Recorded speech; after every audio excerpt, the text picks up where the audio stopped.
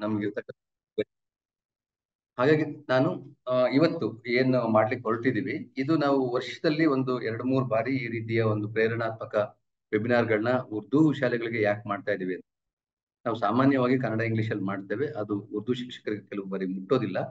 ಹಾಗಾಗಿ ಉರ್ದು ವಿಷಯ ತಜ್ಞರನ್ನ ಕರೆದು ಯಾಕೆ ಅವರಿಗೆ ಪ್ರತ್ಯೇಕವಾಗಿ ಮಾಡಬಾರ್ದು, ಯಾಕಂದ್ರೆ ಅವ್ರನ್ನ ಈ ಮುಖ್ಯ ವಾಹಿನಿಗೆ ತರ್ಲಿಕ್ಕೆ ಏನೆಲ್ಲ ಪ್ರಯತ್ನ ಮಾಡ್ಬೋದು ಅಂತ ಹೇಳಿ ಮಾಡ್ತಾ ಇದೀವಿ. ಹಾಗಾಗಿ ನಮ್ ಜೊತೆ ಇವತ್ತು ಭಾಷಾ ಕಲಿಕೆ ಮತ್ತೆ ಶಿಕ್ಷಣ ಶಿಕ್ಷಕರ ಪಾತ್ರ ಅದ್ರಲ್ಲಿ ಏನಿದೆ ಅನ್ನೋದ್ರ ಬಗ್ಗೆ ನಿಮ್ಮೆಲ್ಲರ ಕುರಿತು ಈಗ ಅನುಪಮ ಪೋಳ್ ಅವರು ನಿಮ್ಮನ್ನು ಮಾತಾಡ್ತಾ ಇದ್ದಾರೆ. ಅವ್ರನ್ನ ಈ ಕಾರ್ಯಕ್ರಮಕ್ಕೆ ಎಲ್ಲರ ಪರವಾಗಿ ಸ್ವಾಗತ ಬಯಸ್ತೇನೆ. ಈ ಇಡೀ ಉರ್ದು ಒಂದು ಟೀಚೋಪಿ ಆಪ್ ನಲ್ಲಿ ಬರ್ಲಿಕ್ಕೆ ಮತ್ತೆ ಅದನ್ನ ನಾವು ನಿಮ್ಗೆಲ್ಲರಿಗೂ ತಲುಪಿಸ್ಲಿಕ್ಕೆ ಅಥವಾ ರಾಜ್ಯ ಮಟ್ಟಕ್ಕೆ ಹೋಗ್ಲಿಕ್ಕೆ ಸಹಕಾರ ಕೊಟ್ಟಂತವರು ನಮ್ಮ DETP ಇರ್ತಕ್ಕಂಥ ಸಂಚಾಲಕರು ಮಂಜುನಾಥ್ ಸರ್ ಅವರು ಉಪನಿರ್ದೇಶಕರು ಅಭಿವೃದ್ಧಿ ಡಯಟ್ ತುಮಕೂರು ಪ್ರಾಂಶುಪಾಲರ ಕೆಲಸ ಮಾಡ್ತಾ ಇದ್ದಾರೆ. ಅವರಿಗೆ ನಿಮ್ಮೆಲ್ಲರ ಪರವಾಗಿ ನಾನು ಸ್ವಾಗತ ಬಯಸ್ತೇನೆ. ನನ್ನೊಂದಿಗೆ ಇಲ್ಲಿ ಹಿರಿಯ ಉಪನ್ಯಾಸಕರಾದಂತಹ ಅಹಮದ್ ಸರ್ ಇದ್ದಾರೆ, ಮತ್ತೆ ECO ಅವರಾದಂತಹ ಫಾತಿಮಾ ಮೇಡಮ್ ಇದ್ದಾರೆ. ಅವ್ರಿಗೂ ಕೂಡ ನಿಮ್ಮೆಲ್ಲರ ಪರವಾಗಿ ಸ್ವಾಗತ ಬಯಸ್ತೇನೆ. ಗಂಗಾಧರ್ ಸರ್ ಡಯಟ್ ಮಧುಗಿರಿಯಿಂದ ಜಾಯಿನ್ ಆಗಿದ್ದಾರೆ, ಅಲ್ಲಿ ಪ್ರಾಂಶುಪಾಲರು, ಡಯಟ್ ಮಧುಗಿರಿ ಪ್ರಾಂಶುಪಾಲರು. ಅವರಿಗೆ ನಿಮ್ಮೆಲ್ಲರ ಪರವಾಗಿ ಸ್ವಾಗತ ಬಯಸ್ತೇನೆ. ನಮ್ಮೊಟ್ಟಿಗೆ ಈಗ ಇರ್ತಕ್ಕಂಥವ್ರು ಮಧುಗಿರಿ ಡಯಟ್ ನ ರಾಮನಗರ ಡಯಟ್ ನ ಪ್ರಾಂಶುಪಾಲರಾದಂತ ಮಂಜುಳಾ ಮೇಡಮ್ ಅವರು ಕೂಡ ಈ ವಿಷಯದಲ್ಲಿ ತುಂಬಾ ಆಸಕ್ತಿನ ವಹಿಸಿ, ಹೌದು ಇಲ್ಲಿ ರಾಮನಗರದಲ್ಲಿ ಹೆಚ್ಚು ಉರ್ದು ಶಾಲೆಗಳಿದೆ, ಎಲ್ಲ ಶಿಕ್ಷಕರಿಗೆ ತಲುಪಬೇಕು ಅಂತ ಹೇಳಿ ನಮ್ಮೊಟ್ಟಿಗೆ ಹೆಜ್ಜೆ ಆಗ್ತಾ ಇದ್ದಾರೆ. ಡಯಟ್ ನ ಪ್ರಾಂಶುಪಾಲರಾದಂತಹ ಮಂಜುಳಾ ಮೇಡಮ್ ಅವ್ರಿಗೆ ಎಲ್ಲರ ಪರವಾಗಿ ಸ್ವಾಗತನ ಬಯಸ್ತೇನೆ. ಅವರೊಂದಿಗೆ ಡಯಟ್ ನ ಉಪನ್ಯಾಸಕರಾದಂತಹ ಅಸ್ಮಾ ತಬ್ಸಮ್ ಮೇಡಮ್ ಅವರಿದ್ದಾರೆ. ಅವರು ಎಲ್ಲರನ್ನ ಕುರಿತು ಕಡೆಗೆ ವಂದನಾರ್ಪಣೆ ಮಾಡಲಿದ್ದಾರೆ. ಸೊ ಅವ್ರನ್ನೂ ಕಾರ್ಯಕ್ರಮಕ್ಕೆ ಆಹ್ವಾನ ಮಾಡ್ತಾ ಇದ್ದೇನೆ, ಅವ್ರಿಗೆ ಸ್ವಾಗತ. ಮತ್ತೆ ರಾಮನಗರದ ECO ಅವರಾದಂತಹ ಜಿನ್ನಾ ಸಾಬ್ ಇದ್ದಾರೆ, ಅವ್ರಿಗೂ ನಿಮ್ಮೆಲ್ಲರ ಪರವಾಗಿ ಸ್ವಾಗತನ ಬಯಸ್ತೇನೆ. ಈ ಕಾರ್ಯಕ್ರಮ ಹೇಗೆ ರೂಪುಗೊಳ್ತು, ಯಾಕೆ ನಾವು ಉರ್ದುವನ್ನ ಹೇಗೆ ಅದನ್ನ ಒಂದು ಜಿಲ್ಲಾ ಹಂತದಿಂದ ನಾವು ರಾಜ್ಯ ಹಂತಕ್ಕೆ ತಗೊಂಡೋದ್ವಿ ಅಂತ ಹೇಳಿ ಮಂಜುನಾಥ್ ಸರ್ ತಮ್ಮನ್ನು ಉದ್ದೇಶಿಸಿ ಮಾತಾಡ್ತಾರೆ. ಮತ್ತೆ ಅವರು ಈ ಒಂದು ಕಾರ್ಯಕ್ರಮಗಳನ್ನ ಹೇಗೆ ನೀವು ಕಟ್ಕೋಬೇಕು, ಶಾಲೆಗೆ ತಗೋಬೇಕು ಅಂತ ಹೇಳಿ ಮೊಹಮ್ಮದ್ ಅಹಮದ್ ಸರ್ ಅವ್ರು ಮಾತಾಡ್ತಾರೆ. ಅದಾದ ನಂತರ ಇವತ್ತಿನ ನಮ್ಮೊಂದಿಗೆ ಪ್ರಸ್ತುತಿಯಲ್ಲಿ ಸಂವಾದ ಮಾಡ್ತಕ್ಕಂತ ಅನುಪಮಾ ಪೋಳ್ ಅವ್ರನ್ನ ಕುರಿತು ನಮ್ಮ ಫಾತಿಮಾ ಜಹರಾ ಮೇಡಮ್ ಅವರ ಪರಿಚಯ ಮಾಡ್ಕೊಡ್ತಾರೆ. ಆ ನಂತರ ನಾವು ಪ್ರಸ್ತುತಿನ ಪ್ರಾರಂಭ ಮಾಡುವ. Over to Manjunath. ಎಲ್ಲರಿಗೂ ನಮಸ್ಕಾರ. ಜಿಲ್ಲಾ ಶಿಕ್ಷಣ ಮತ್ತು ತರಬೇತಿ ಸಂಸ್ಥೆ ತುಮಕೂರು, ಮಧುಗಿರಿ ಮತ್ತು ರಾಮನಗರ ಇವೆಲ್ಲ ಒಟ್ಟಿಗೆ ಸೇರಿ ಉರ್ದು ಶಿಕ್ಷಕರಿಗೆ ಒಂದು ಪ್ರೇರಣಾತ್ಮಕ ಸಂವಾದವನ್ನು ನಡೆಸ್ತಾ ಇರ್ತಕ್ಕಂಥ ಬಹಳ ಖುಷಿ ತರುವಂತ ವಿಚಾರ. ಬಹುಶಃ 2 ವರ್ಷಗಳ ಹಿಂದೆ ನಾವು ಈ ಜಿಲ್ಲೆಯಲ್ಲಿ 3 ಸಂಸ್ಥೆಗಳೊಂದಿಗೆ ಕೆಲಸ ಮಾಡ್ತಾ ಇದ್ದೀವಿ. ಕೇರಿಂಗ್ ವಿತ್ ಕಲರ್ಸ್ ಸಂಸ್ಥೆಯವರು ಪ್ರಾಥಮಿಕ ಶಾಲೆ ಶಿಕ್ಷಕರಿಗೆ ಮ್ಯಾಥ್ಸ್, ಸೈನ್ಸ್ ಮತ್ತು ಗಣಿತದ ಬಗ್ಗೆ ತರಬೇತಿಯನ್ನು ಕೊಡಲಿಕ್ಕೆ ಶುರು ಮಾಡಿದರು. ಆ ಸಂದರ್ಭದಲ್ಲಿ ನಾವು ಆಲೋಚನೆ ಮಾಡೋದು, ನಮ್ಮ ಉರ್ದು ಶಿಕ್ಷಕರು ಸಹ ಒಂದಷ್ಟು ಈಗ ಮ್ಯಾಥ್ಸ್ ಮತ್ತು ಸೈನ್ಸ್ ಸಂಬಂಧಪಟ್ಟಂತೆ ಅವ್ರಿಗೆ ಯಾವುದೇ ರೀತಿಯ ಒಂದು ತರಬೇತಿಯನ್ನು ಕೊಡ್ಲಿಕ್ಕೆ ಕಷ್ಟ ಆಗ್ತದೆ. ಆ ಸಂದರ್ಭದಲ್ಲಿ ಆಲೋಚನೆ ಮಾಡಿ ನಾನು ಕೇರಿಂಗ್ ವಿತ್ ಕಲರ್ಸ್ ಸಂಸ್ಥೆಯವರ ಜೊತೆ ಮಾತಾಡಿ, ಅದ್ರ ಜೊತೆಲಿ ನಮ್ಮ ಉರ್ದು ವಿಶ್ವರದ ಫಾತಿಮಾ ಜಹರ್ ಅವರು ಮತ್ತು ಅವರ ತಂಡ ಮತ್ತೆ ಕೇರಿಂಗ್ ವಿತ್ ಕಲರ್ಸ್ ಎಲ್ಲರೂ ಸೇರಿ ಏನು ಇದೆ ಕಾಂಟೆಂಟ್ ಅದನ್ನೇ ಉರ್ದುಗೆ ಭಾಷಾಂತರ ಮಾಡಿ ಅದಕ್ಕೆ ಬೇಕಾದಂಥ ರೂಪವನ್ನ ನಮ್ಮ ಕೇರಿಂಗ್ ವಿತ್ ಕಲರ್ಸ್ ಅವರೆಲ್ಲ ಪೂರ್ಣ ಪ್ರಮಾಣದ ಕೊಟ್ಟು ನಾವು ತರಬೇತಿಯನ್ನ ನಡೆಸಿದ್ದೀವಿ. ಇದು ಈ ಒಂದು ವಿಚಾರವಾಗಿ ನಾವು ನಮ್ಮ ಉರ್ದು ಈಶ್ವರ ಮತ್ತು ಅವ್ರ ತಂಡಕ್ಕೆ ನಾನು ಈ ಸಂದರ್ಭದಲ್ಲಿ ನಾನು ಅಭಿನಂದನೆ ಸಲ್ಲಿಸ್ತೇನೆ. ಯಾಕಂದ್ರೆ ಇದು ಒಂದು ರಾಜ್ಯ ಮಟ್ಟಕ್ಕೆ ಹೋಗ್ತಾ ಇದೆ. ಮತ್ತು ಕೇರಿಂಗ್ ವಿತ್ ಕಲರ್ ಸಂಸ್ಥೆ ಎಲ್ಲರೂ ಇದರಲ್ಲೇನು ಭಾಗವಹಿಸಿ ಸುಮಾರು ದಿನಗಳ ಕಾಲ ನಮ್ಮ ಡಯಟ್ ಮತ್ತು ಅಲ್ಲೆಲ್ಲ ಕೂತು ಇದನ್ನ ಒಂದು ರೂಪವನ್ನು ಕೊಡ್ಲಿಕ್ಕೆ ಬಹಳ ಸಿದ್ಧತೆಯನ್ನು ಮಾಡ್ಕೊಂಡು ಇವತ್ತು ರಾಜ್ಯ ಮಟ್ಟಕ್ಕೆ ಹೋಗ್ತಾ ಇರೋದು ಬಹಳ ಖುಷಿ ಆಗ್ತದೆ. ಅದರಿಂದ ಇದರ ಸದುಪಯೋಗವನ್ನ ಟೀಚೋ ಆ್ಯಪ್ನಲ್ಲಿ ಈಗ ಆಲ್ರೆಡಿ ಕೊಟ್ಟಿದ್ದಾರೆ. ಅದನ್ನ ಪ್ರಸ್ತುತಪಡಿಸ್ಕೊಂಡು ಮಕ್ಕಳಿಗೆ ಅದನ್ನ ಸದುಪಯೋಗಪಡಿಸ್ಕೊಬೇಕು. ಎಷ್ಟು ಬಳಸ್ತೀರಿ ಅಷ್ಟು ನಿಮ್ಮ ಮಕ್ಕಳ ಕಲಿಕೆಗೆ ಅದು ಪೂರಕವಾಗ್ತದೆ ಅಂತೇಳಿ ನಾನು ಸಂದರ್ಭದಲ್ಲಿ ಹೇಳಲಿಕ್ಕೆ ಇಷ್ಟಪಡ್ತೇನೆ. ಮತ್ತೊಮ್ಮೆ ಎಲ್ಲರಿಗೂ ಅಭಿನಂದನೆ ಸಲ್ಲಿಸ್ತಾ ಒಂದು ರಾಜ್ಯ ಮಟ್ಟಕ್ಕೆ ಹೋಗ್ತಾ ಇರೋದ್ರಿಂದ ಸರಿಯಾದ ರೀತಿಯಲ್ಲಿ ತಗೊಂಡೋಗಿ ಅಂತೇಳಿ ನಮ್ಮ ಕೇರಿಂಗ್ ವಿತ್ ಕಲರ್ ಸಂಸ್ಥೆ ಮತ್ತು ನಮ್ಮ ಉರ್ದು ಈಶ್ವರ್ ಅವರು ಮತ್ತು ಅವ್ರ ತಂಡಗಳು ಮತ್ತೊಮ್ಮೆ ನಾನು ಅಭಿನಂದನೆ ಸಲ್ಲಿಸ್ತಾ ನನ್ನ ಮಾತನ್ನು ಮುಕ್ತಾಯ ಮಾಡ್ತೇನೆ. ಎಲ್ಲರಿಗೂ ವಂದನೆಗಳು. Thank you. ಧನ್ಯವಾದಗಳು ಸರ್. ಈ ಕಾರ್ಯಕ್ರಮದಲ್ಲಿ ಬಂದಂತ ಫಲಶ್ರುತಿನ ಶಾಲಾ ಕೊಠಡಿಗೆ ಹೇಗೆ ತಗೊಂಡು ಹೋಗ್ಬೇಕು ಅಂತ ಹೇಳಿ ಅಹಮದ್ ಸರ್ ಅವರು ಒಂದೆರಡು ಆಶಯ ನುಡಿಬೇಕು ಅಂತ ಹೇಳಿ ಕೇಳ್ಕೊತೇನೆ.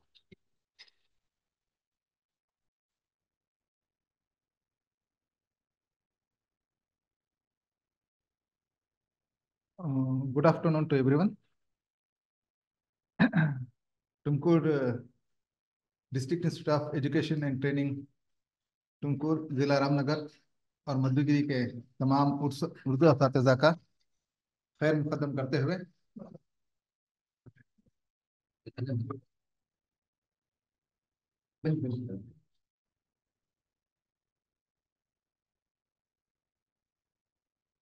और साथ साथ डॉक्टर अनुपमा पोल का भी इस वेबिनार में, मोटिवेशनल वेबिनार में खैर मुकदम करते हुए, शायद मैं यहाँ पे 2021 में आया, उससे पहले जो है यहाँ पे जो है इसका रूट पड़ गया था और इसका पूरा क्रेडिट जो है फातिमा जहरा और यहाँ के DDP मंजूनाथ सर को जाता है कि उन्होंने अपनी काविशों के साथ जुबान की तदरीस में असातिज़ा का किरदार, एक उन्वान जो है उसके ऊपर बड़ी कोशिशों से जो है CW के साथ तालमेल करते हुए बेहतरीन अंदाज में इसको अपनाया है। और इसके साथ साथ मुझे अभी मालूम हुआ कि मैथ्स और साइंस के जो है उर्दू ट्रांसलेशन, तो इसके साथ भी जो है बहुत कोशिशों के साथ किया है। और साथ साथ जस्ट मुझे पता चला कि 2 दिन पहले कि इस नहज पर जो है असातिज़ा को मोटिवेशन के लिए ऑनलाइन प्रोग्राम, शायद पहली बार मैंने सुना है कि उर्दू असातिज़ा के लिए एक मोटिवेशन प्रोग्राम ऑनलाइन किया गया है। तो इसका भरपूर फायदा उठाते हुए तमाम से मैं मुअद्दिबाना गुजारिश करता हूँ कि उस उन्वान पर जो है फातिमा ज़हरा बहुत डिटेल में बात करेंगे। उसके बाद मैं एक डॉक्टर अनुपमा पोल को मैं गुजारिश करता हूं कि इस मोटिवेशन प्रोग्राम में जो है असातिज़ा के साथ इंटरेक्शन करते हुए उनको बेहतरीन अंदाज में जो है जुबान की तदरीस में असातिज़ा का किरदार किस तरह अदा किया जाए वो उसके ऊपर रोशनी डालें। और इतना कहते हुए मैं और ज़्यादा वक्त न लेते हुए मैं फातिमा ज़हरा को आवाज़ देता हूं कि वो आए और इसके उन्वान पर जो है कुछ रोशनी डालें। ಧನ್ಯವಾದಗಳು ಸರ್. ಫಾತಿಮಾ ಝಹರಾ ಮೇಡಮ್ ಅವರು ಈಗ ನಮ್ಮನ್ನೆಲ್ಲರನ್ನ ಉದ್ದೇಶಿಸಿ ನಮ್ಮನ್ನು ಮಾತಾಡಿರ್ತಕ್ಕಂಥ ಅನುಪಮಾ ಪೋಳ್ ಅವ್ರ ಬಗ್ಗೆ ಒಂದು ಪರಿಚಯ ಮಾಡ್ಕೊಡ್ಬೇಕು ಅಂತ ಹೇಳಿ ಕೇಳ್ಕೊತೇನೆ. Thank you sir. जिला तुमकुर, जिला मधुगिरी और जिला रामनगरम के तमाम काबिल एहतराम असातिज़ा और सामईन, अस्सलाम वालेकुम रहमतुल्लाहि व बरकातहू. मैं Fatima Zahra, district Urdu EC board, DDPI office Tumkur, आपके सामने फिर से एक मर्तबा एक बेहतरीन मोटिवेशन सेशन के साथ हाजिर हूँ. आज आपसे एक ऐसी उम्दा शख्सियत मुखातिब होंगे जो बहुत ही कम उम्र में कामयाबियों की बुलंदियों को छुआ.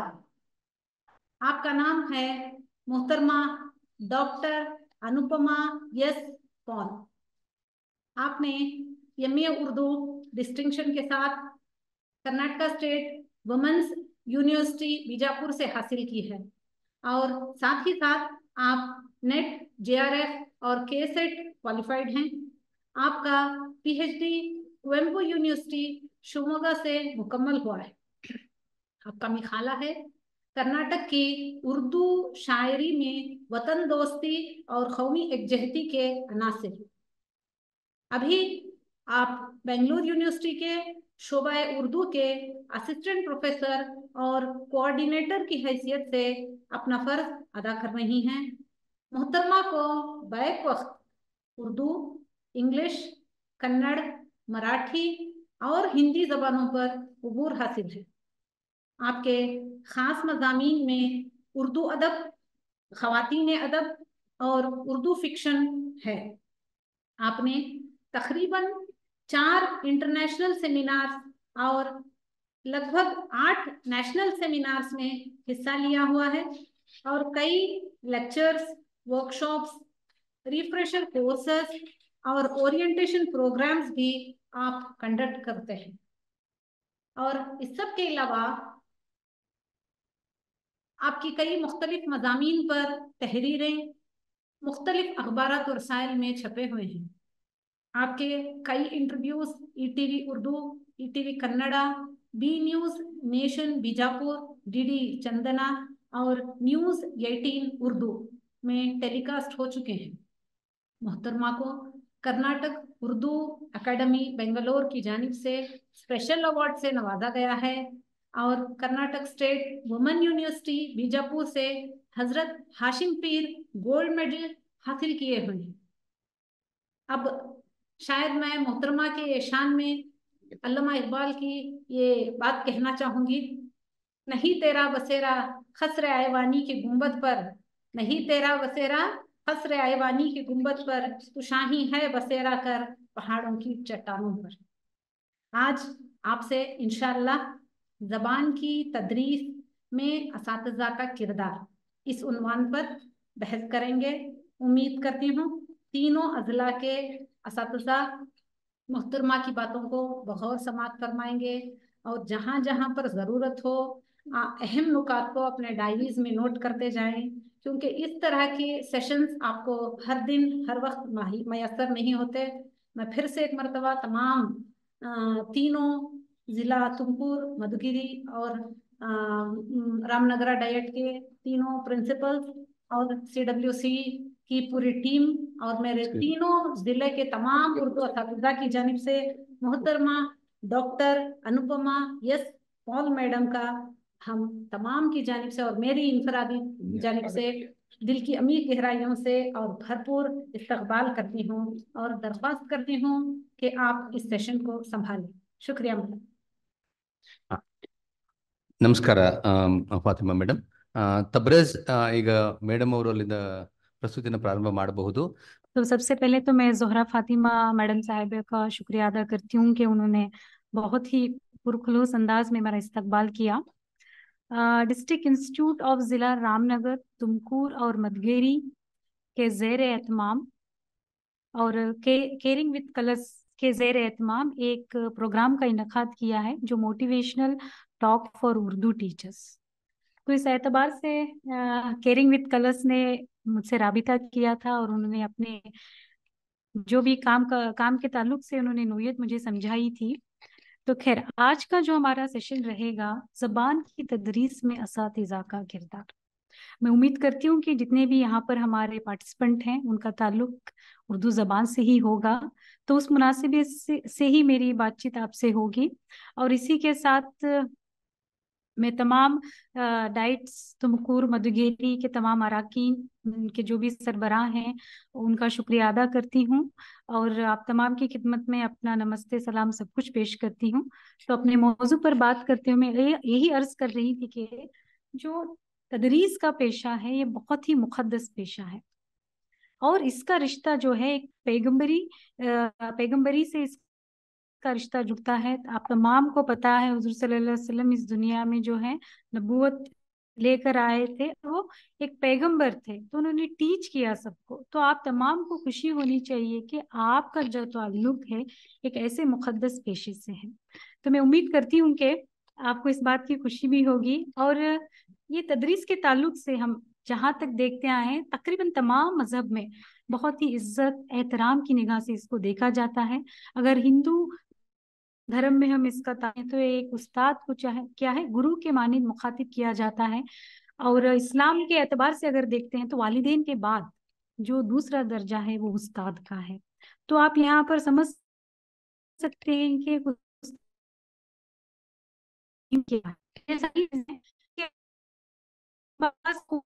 वाकिफ होंगे कि एक सेहतमंद माशरे की तामीर में एक उस्ताद या असातिज़ा की कितना अहम रोल है। अगर एक अच्छा हो, अगर तालिब है, और ये कहना गलत भी नहीं, यानी वो जो भी कौम है जो भी माशरा है उसका एक मामूर है, उसको शक्ल देने वालों शक्ल देता है वो भी सेहतमंद तरीके से। तो इस हवाले से उस्ताद जो है शऊरी और लाशऊरी तौर पर अपने शागिर्दों को जीने का सलीका सिखाता है, रहन सहन सिखाता है, अखलाक सिखाता है। मैं ये जरूर मानती हूँ कि एक टीचर जो है, एक उस्ताद जो है, सिर्फ सिखाने से उसका राबिता नहीं होना चाहिए, बल्कि बच्चों से जाती तौर पर उसका राबिता होना चाहिए। क्योंकि आप तमाम मेरे ख्याल से 1 to 7 क्लासेस से हैं जी, 4 to 7, तो इब्तदाई दर्जात से आपका ताल्लुक है, तो आपका जो रोल है वो बहुत अहम है। क्योंकि देखिए बच्चे जो हैं इब्तदाई सतह पर बहुत सीखते हैं, ग्रेस्पिंग पावर बहुत ज्यादा होता है, तो ये आपकी जिम्मेदारी बनती है कि उसको आप किस तरीके से जबान की तदरीस कर रहे हैं। उसके अलावा इस बात को समझना जरूरी है कि आप जो भी दर्स व तदरीस दे रहे हैं उसके साथ ही उसको जो है अखलाकी एतबार से हो, हर एतबार से क्या है, आप उसको टीच करते रहते हैं, तो उसकी शख्सियत तो सारी चीजें क्या है बैठ जाती हैं, जो ताउम्र क्या है उसकी शख्सियत पर भी असर करती हैं। तो इस हवाले से ये मैं कोट आपके सामने पेश करती हूँ कि मौलिम का पेशा क्या है। देखिए कोट है ये, मौलिम के पेशे की ये खुसूसियत ऐसी है जो इसे तकरीबन और तमाम पेशों से मुमताज करती है। इसे अपने तलबा के दिल और दिमाग और रूह से बराह रास्त साबिका पड़ता है। इसका ताल्लुक बच्चों की जिंदगी के किसी एक खास पहलू से नहीं, बल्कि जिंदगी के तम से और शऊरी और गैर शऊरी तौर पर उनकी मजमूई सीरत को मुतासिर करता रहता है। अनकोट। तो ये कोट के एतबार से आप समझ चुके हैं उनके तदरीस का जो तरीका है सिर्फ ये teaching method, teaching classroom teaching तक महदूद नहीं है। ठीक है, ये बात हमें समझना जरूरी है कि क्या हम किस तरीके से बोल रहे हैं। देखिए जबान पर तो मैं बाद में आऊंगी, लेकिन पहली चीज ये है कि बच्चा जब आपके स्कूल में दाखिला लेता है इब्तदाई सतह पर, अगर आप देख रहे हैं, एक सेकेंड, तबरेज एडमिट करते जाइए उसमें को होस्ट होके, शायद कुछ मेरी आवाज आ रही है ना, समझ में आ रहा है ना आप लोगों को? कोई मुझे रिस्पॉन्ड कीजिए ताकि मुझे ये लगे कि सेशन 1 to 1 हो रहा है, वरना मुझे ऐसा महसूस होगा कि मैं ही बात करते जा रही हूँ। मैडम आप Yes. बिल्कुल ऑडिबल हैं और अच्छी तरह से सुनाई दे रहे हैं, और आप कंटिन्यू कर आप सकते बीच हैं। बीच में मुझे रिस्पॉन्ड करते जाइए। जी जी जी, आप रिस्पॉन्ड कीजिए, मैं भी खुद मोटिवेट होती रहूंगी। हाँ, ओके। तो मैं ये समझा रही थी कि दर्स और तदरीस के हवाले से देखिए इब्तदाई सतह पर 1 to 7 या 1 to 4 या उससे कबल का भी जो भी टीचिंग का आपका है, जो प्री की सतह पर या यूकेजी सतह पर जब बच्चे आते हैं, तो जरूरी है कि ये जो इब्तदा में बच्चे जो तालीम हासिल करते हैं ये बिल्कुल जो है तलकीदी अमल है। अब तलकीदी अमल क्या है? नकल से सीखना। तो ये तो आप सबको जाहिर आपको पता है कि घर से वो सीख कर ही आए रहते हैं, लेकिन इब्तदाई सतह पर उनमें वो मादा बरकरार रहता है कि नकल से सीखना। अब नकल से क्या सीखना? स्कूल में अपने घर में तो चंद अल्फाज सीख कर आए रहते हैं, समझिए घर की कोई भी उसकी जबान हो, चंद अल्फाज सीख कर वो आपके पास आ जाता। आप क्लासरूम में कैसे अल्फाजों का इंतखाब कर रहे हैं? आप क्या रवैया इंतखाब कर रहे हैं? क्या आप अच्छे से बच्चों से बात करते हैं या झिड़कते हैं? अगर आप जबान इस्तेमाल कर रहे हैं तो वो किस सतह की है, किस मियारी जबान है? देखिए अक्सर बेंगलुरु की सतह पर हो या बीजापुर की सतह पर, जो अगर उर्दू मीडियम का बच्चा है, अगर उसकी घर की मादरी जबान अगर उर्दू है, तो वहां पर वो क्या करता है, घर की जबान सीख कर स्कूल में आता है। जैसे ना ये लफ्ज आप देख रहे हैं कि मैं जाता हूँ, तो ये उर्दू में आ जाता है, लेकिन घरेलू जबान में आप क्या इस्तेमाल करें? मैं जातू, मैं आतू बोलते हैं। ये घर की जबान है, ठीक है, तलकीदी अमल है, सीख रहा है, आपके पास आ रहा है। लेकिन जब आप क्लासरूम में बैठ रहे हैं, आप भी अगर जाता हूँ, मैं आता हूँ, तुझे, मुझे, अगर ऐसे अल्फाज इस्तेमाल करते हैं, तो आप ये बात जान लीजिए कि वो बच्चा जो है उसी जबान को इस्तेमाल करेगा, और उस स्कूल से जब बाहर जाएगा, ना सिर्फ स्कूल का बल्कि आपका भी रेपुटेशन लेके बाहर जाएगा। फला स्कूल में फला बच्चा सीख रहा है और इस तरीके से जबान का इस्तेमाल कर रहा है, तो क्या है वहां पर जो है हम कितने मियारी सतह पर हैं, हम कितना पढ़ रहे हैं और हम कैसे बच्चों को पढ़ा रहे हैं, ये सब कुछ सारी चीजें क्या है बाहर आ जाती हैं। तो इसलिए आपसे गुजारिश है, अब तमाम से गुजारिश है कि जो घरेलू जबान आपकी, चाहे वो उर्दू हो, वो दखनी उर्दू भी है, तो घर तक महदूद रखी है। जब आप इंस्टीट्यूशन में दाखिल होते हैं, जब एक क्लासरूम में आप दाखिल होते हैं, तो आपका जो है लहजा बदलना चाहिए, क्योंकि आप उर्दू के टीचर हैं। जबान शुस्ता होनी चाहिए, साफ होनी चाहिए। भले ही भारी भरकम अल्फाज आप इस्तेमाल ना कीजिए, मगर आसान सलीस जबान को इस्तेमाल कीजिए, क्योंकि जो बच्चे हैं आपको देखते हैं, आपको नकल करते हैं और वही वो दोहराते हैं। तो ये सारी चीजें हैं। अब उसके अलावा दूसरी चीजें आते हैं, जैसे कि मैंने अर्ज किया कि सिर्फ क्लासरूम टीचिंग तक महदूद नहीं है। ये प्राइमरी सतह पर जब हम बात करते हैं कि ये एक बच्चे की जिंदगी को आप बुनियाद दे रहे हैं, जैसे कोई घर बनता है ना, उसके लिए फाउंडेशन बहुत जरूरी होता है। आज आप कोई भी पीएचडी करने जा रहा है, तो मैं गाइड हूं उसकी, लेकिन मैं उसके लिए फाउंडेशन प्रोसेस नहीं दे सकती, है ना। लेकिन आप जो है तमाम बच्चों को एक फाउंडेशन देते हैं कि ये उसका फाउंडेशन है। अगर 1 to 7, 1 to 10 तक अगर वो अच्छी जबान सीख रहा है, अच्छा टीचिंग उसे मिल रहा है, तो आगे जाके दूसरी जबानों में भी वो तरक्की कर सकता है। तो यहाँ पर आपका जो रोल है बहुत अहम है। मैंने जैसे कहा, एक सेहतमंद माशरे के लिए एक उस्ताद जो है रीढ़ की हड्डी की तरह काम करता है। बैकबोन जो होता है ना हमारा, अगर जिस्म का एक बैकबोन टूट गया है तो क्या हो जाएगा, पूरा बॉडी हमारा प्रॉपर फंक्शन नहीं करेगा। उसी तरह हमारे असातिज़ा, हमारे उस्ताद लोग अगर अच्छी तरीके से हमें तालीम नहीं देंगे, तरबियत नहीं देंगे, तो क्या है, ये एक अच्छा गुड सिटीजन या एक अच्छा शहरी हम क्या है माशरे को नहीं दे सकते हैं। देखिए, आप, मैं जरूर मानती हूँ कि आप तमाम में से बहुत सारे ऐसे अच्छे अच्छे उस्ताद हैं, क्योंकि उन्हीं की वजह से आज मैं यहाँ मौजूद हूँ। अगर मैं यूनिवर्सिटी सतह पर आज आई हूँ तो मेरे असातिज़ाओं की मेहरबानी है कि उन्होंने मुझे बहुत अच्छी तरीके से पढ़ाया। आज ऐसे भी असातिज़ा हैं जो एग्जाम्पल सेट करते हैं। तो चंद असातिज़ा ऐसे भी होते हैं, एक बार उनको जॉब मिल गया तो वो क्या है, उसके बाद उसमें तरक्की नहीं करते हैं। ये सोचते हैं कि नौकरी मिल गई है, अब उसके बाद मुझे क्या है जरूरी नहीं समझते हैं, और उसको सिर्फ एक पेशे की तरह देखते हैं। ये नहीं सोचते हैं कि कोई बच्चा हमारे पास आ रहा है, हम उसकी जिंदगी और उसकी शख्सियत साजी में क्या है, एक रहनुमा की तरह हमें काम करना है।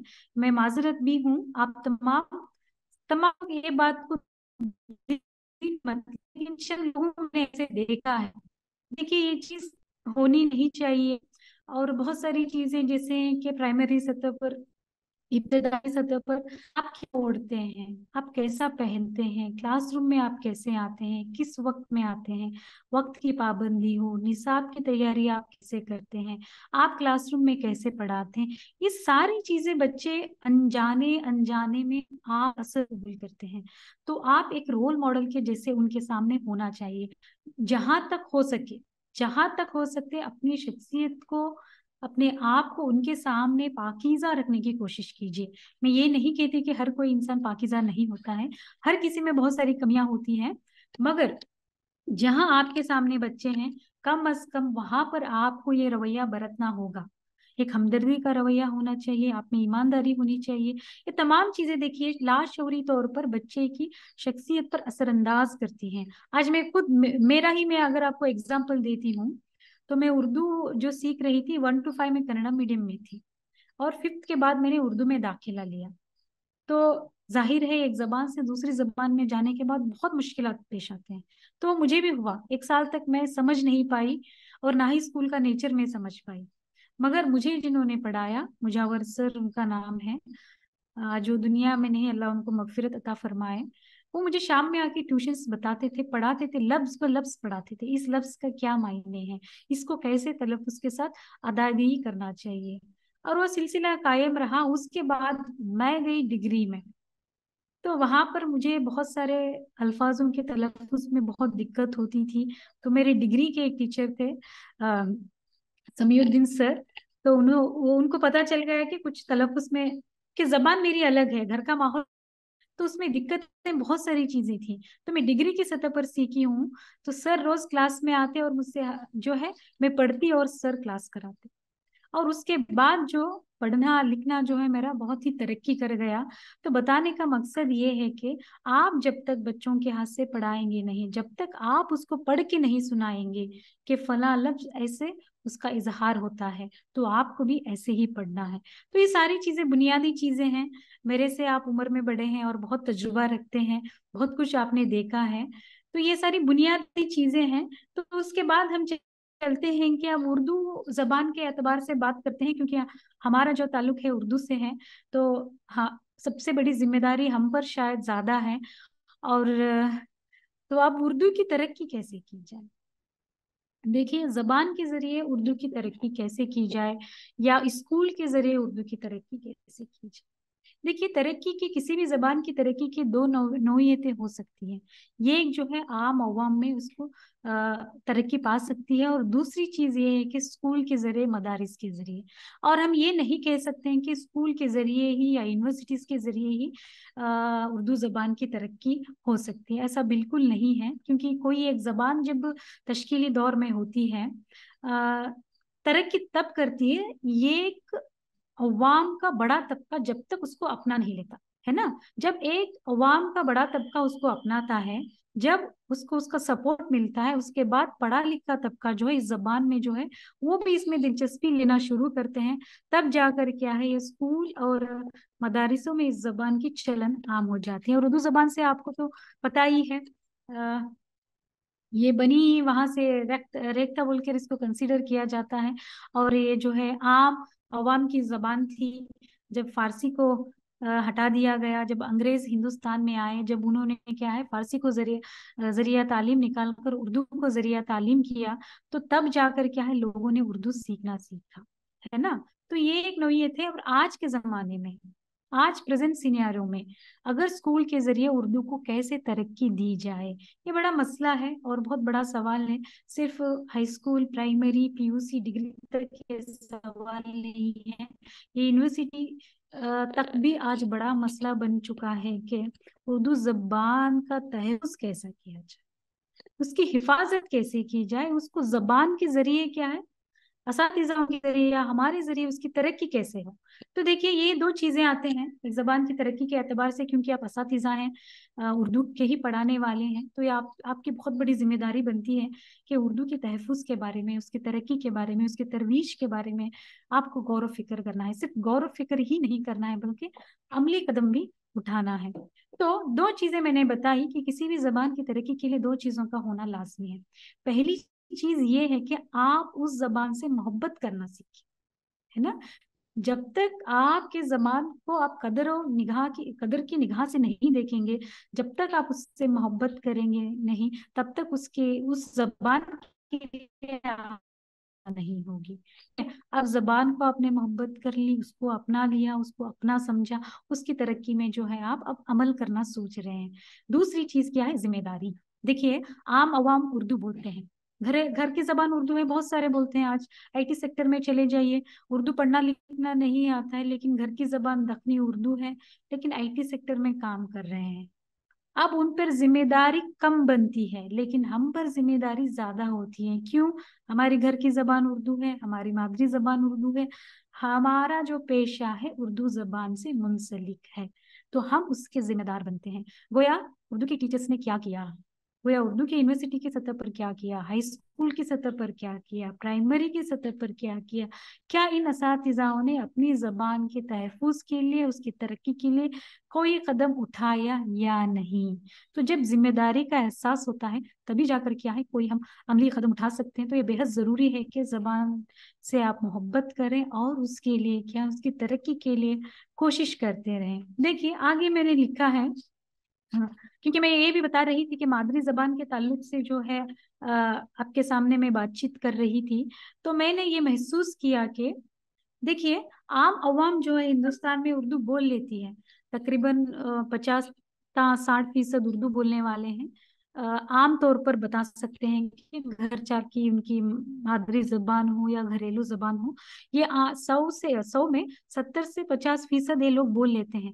लेकिन जब स्कूल में उर्दू को जरिया तालीम बनाने का सवाल आता है, तो बेहद ही अफसोस के साथ हमें कहना पड़ता है कि जो आंकड़ा आम अवाम की सतह पर उर्दू का दिखा रहा है, वो उर्दू के स्कूल्स में उर्दू को जरिया तालीम अगर ले रहे हैं तो बहुत कम दिखाता है। कम यानी एक 30 to 40% दिखाता है।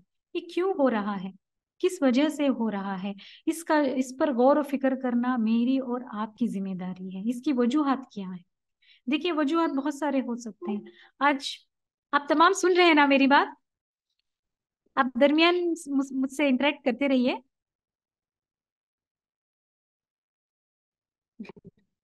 ओके, ठीक। तो मैं ही अर्ज कर रही थी कि इसके वजूहात क्या हैं। क्या वजूहात हैं? देखिए, आज अगर मैं अपनी सतह पर देख रही है, बहुत बड़े आज उतनी अच्छी। ओके, तो मैं अर्ज कर रही थी कि ये उर्दू के जो हमारे असातिज़ा हैं, मैं अपने आप को भी उसमें शामिल कर रही हूँ। एक बड़े अदीब या एक बड़े शायर जब उसका ताल्लुक उर्दू से है, खास करके तदरीसी पेशे से है, वो तो बहुत कुछ लिख लेते हैं, बहुत कुछ नाम कमाते हैं, मगर अफसोस के साथ ये कहना पड़ता है कि उनके खुद के बच्चे जो हैं उर्दू नहीं पढ़ सकते हैं।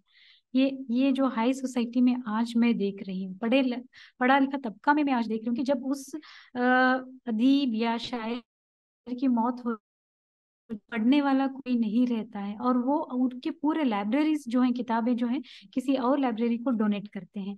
क्या ये हमारी जिम्मेदारी नहीं कि हमारे बच्चे को हम कम अज कम इब्तदाई सतह पर, प्राइमरी सतह पर नहीं बन? आज ये इतना बड़ा क्यों बना है कि हम दूसरों पर उंगली करें या खुद पर उंगली करें, बताइए। तो अक्सर लोग ये कहते हैं कि हुकूमत की तरफ से बहुत सारे हमारे साथ नाफरमानियां हुई हैं, ये हुई हैं, वो हुई हैं। मैं आपको यही बताती हूँ कि आप जब तक अपनी जबान की इज्जत नहीं करेंगे, आप जब तक अपनी जबान के तहफ़्फ़ुज़ के बारे में नहीं सोचेंगे, तो कोई और क्यों उसके बारे में सोचे? जब आप उसकी रिस्पेक्ट ही नहीं कर रहे हैं तो क्यों किसी और पर ये सब कुछ क्या है, बोझ करना। देखिए, आज के जैसे एग्जाम से आईएएस जैसे एग्जाम है, पूरे उर्दू में है। और मैं आज भी हमारे बच्चों को यहाँ पर जो भी एमए में दाखिला लेते हैं उनको समझाती हूँ कि देखिए, आप कन्नड़ में एमए कर लेते हैं, इंग्लिश में एमए कर लेते हैं, वहां पर भीड़ बहुत है। इंग्लिश में बहुत भीड़ है, बहुत सारे लोग उसमें अप्लाई करते हैं, कन्नड़ में बहुत सारे अप्लाई करते हैं, लेकिन उर्दू में क्या है, चूंकि तादाद कम है, आप उसमें अगर पीएचडी करेंगे, पास हो जाएंगे, तो जॉब मिलने की अपॉर्चुनिटीज बहुत ज्यादा है। देखिए, आज अगर हम उर्दू को मैं समझती हूँ क्योंकि आज का दौर जो है पूरा कमर्शियलाइज वर्ल्ड है। आज जब तक आपके पास आज आज के दौर के टेक्निकल स्किल्स जब तक आप नहीं सीखेंगे, इस कॉम्पिटिटिव वर्ल्ड में आप सरवाइव नहीं कर पाएंगे। लेकिन इसका ये मतलब नहीं कि आप जबान को ही छोड़ दें। कम से कम इतनी जिम्मेदारी निभा सकते हैं ना, हाई स्कूल की सतह पर, पीयूसी की से कम डिग्री की सतह तक तो भी उर्दू को बरकरार रखना है ना। मैं ये नहीं कहती कि आप स्कूल में अगर उर्दू को नहीं पढ़ाएंगे तो उर्दू खत्म नहीं होगी, ये गलत तस्वुर है। उर्दू कभी भी खत्म नहीं हो सकती है। बिल्कुल, वो जो है एक जिस्म में जिस तरीके से खून रहता है ना, बिल्कुल उसी तरह हिंदुस्तान में हर जगह उर्दू है। आज के पुराने मूवीज देख लीजिए, उर्दू में है। आज के गाने देख लीजिए, उर्दू में है। तो ये उर्दू कभी खत्म होने वाली चीज नहीं है। लेकिन सबसे बड़ी जिम्मेदारी है कि उसकी तहफ़्फ़ुज़ कैसा किया जाए, उसकी हिफाजत कैसी की जाए। जब तक मेरे जैसे लोग, आपके जैसे लोग वॉलंटियर होकर सामने नहीं आते, ये चीज नामुमकिन सी बात है। क्योंकि मैं कहीं एक जगह बैठकर, स्टेज पर बैठकर बड़ी बड़ी बातें करके निकल जाती हूँ, उसके बाद अमल नहीं करती हूँ तो वो जीरो हो जाता है। अमल करना तब आता है जब आपके दिल में वो दर्द हो कि ये लैंग्वेज हमारी है, वो हिंदुस्तान की लैंग्वेज है, ये अपनी जबान है, इसकी तरक्की की जिम्मेदारी हमारे कांधों पर है। जब तक हम वो एहसास नहीं लाएंगे, हम कभी भी उसके जबान के बारे में नहीं सोच सकते। अब मैं जरिया तालीम उर्दू के ताल्लुक से बात कर रही थी कि देखिए, इब्तदाई सतह पर, क्योंकि गांधी जी ने भी कहा था कि मदर टंग जो है इब्तदाई सतह पर बच्चों को उसकी मादरी जबान में ही देना चाहिए, क्योंकि साइंटिफिकली बहुत प्रूव हो चुका है कि जब एक बच्चा अपनी मादरी जबान में एक 5th स्टैंडर्ड 7th स्टैंडर्ड तक जब सीखता है, उसके बाद ही जाकर दूसरे उलूम पर वो उबूर हासिल कर सकता है। ये साइंटिफिकली प्रूव हुआ है। आप कभी भी ये मत सोचिए कि आज इंडस्ट्रियलाइजेशन का दौर है, आज इतना सब कुछ हो चुका है, कमर्शियल वर्ल्ड है, यहाँ पर इंग्लिश होना बहुत जरूरी है बोलकर चंद बच्चे चंद माँ बाप जो है बच्चों को उर्दू स्कूल के बजाय या उनकी मादरी जबान के बजाय इंग्लिश स्कूल में डाल देते हैं, लेकिन ये गलत तस्वुर है, साइंटिफिकली प्रूव हुआ है।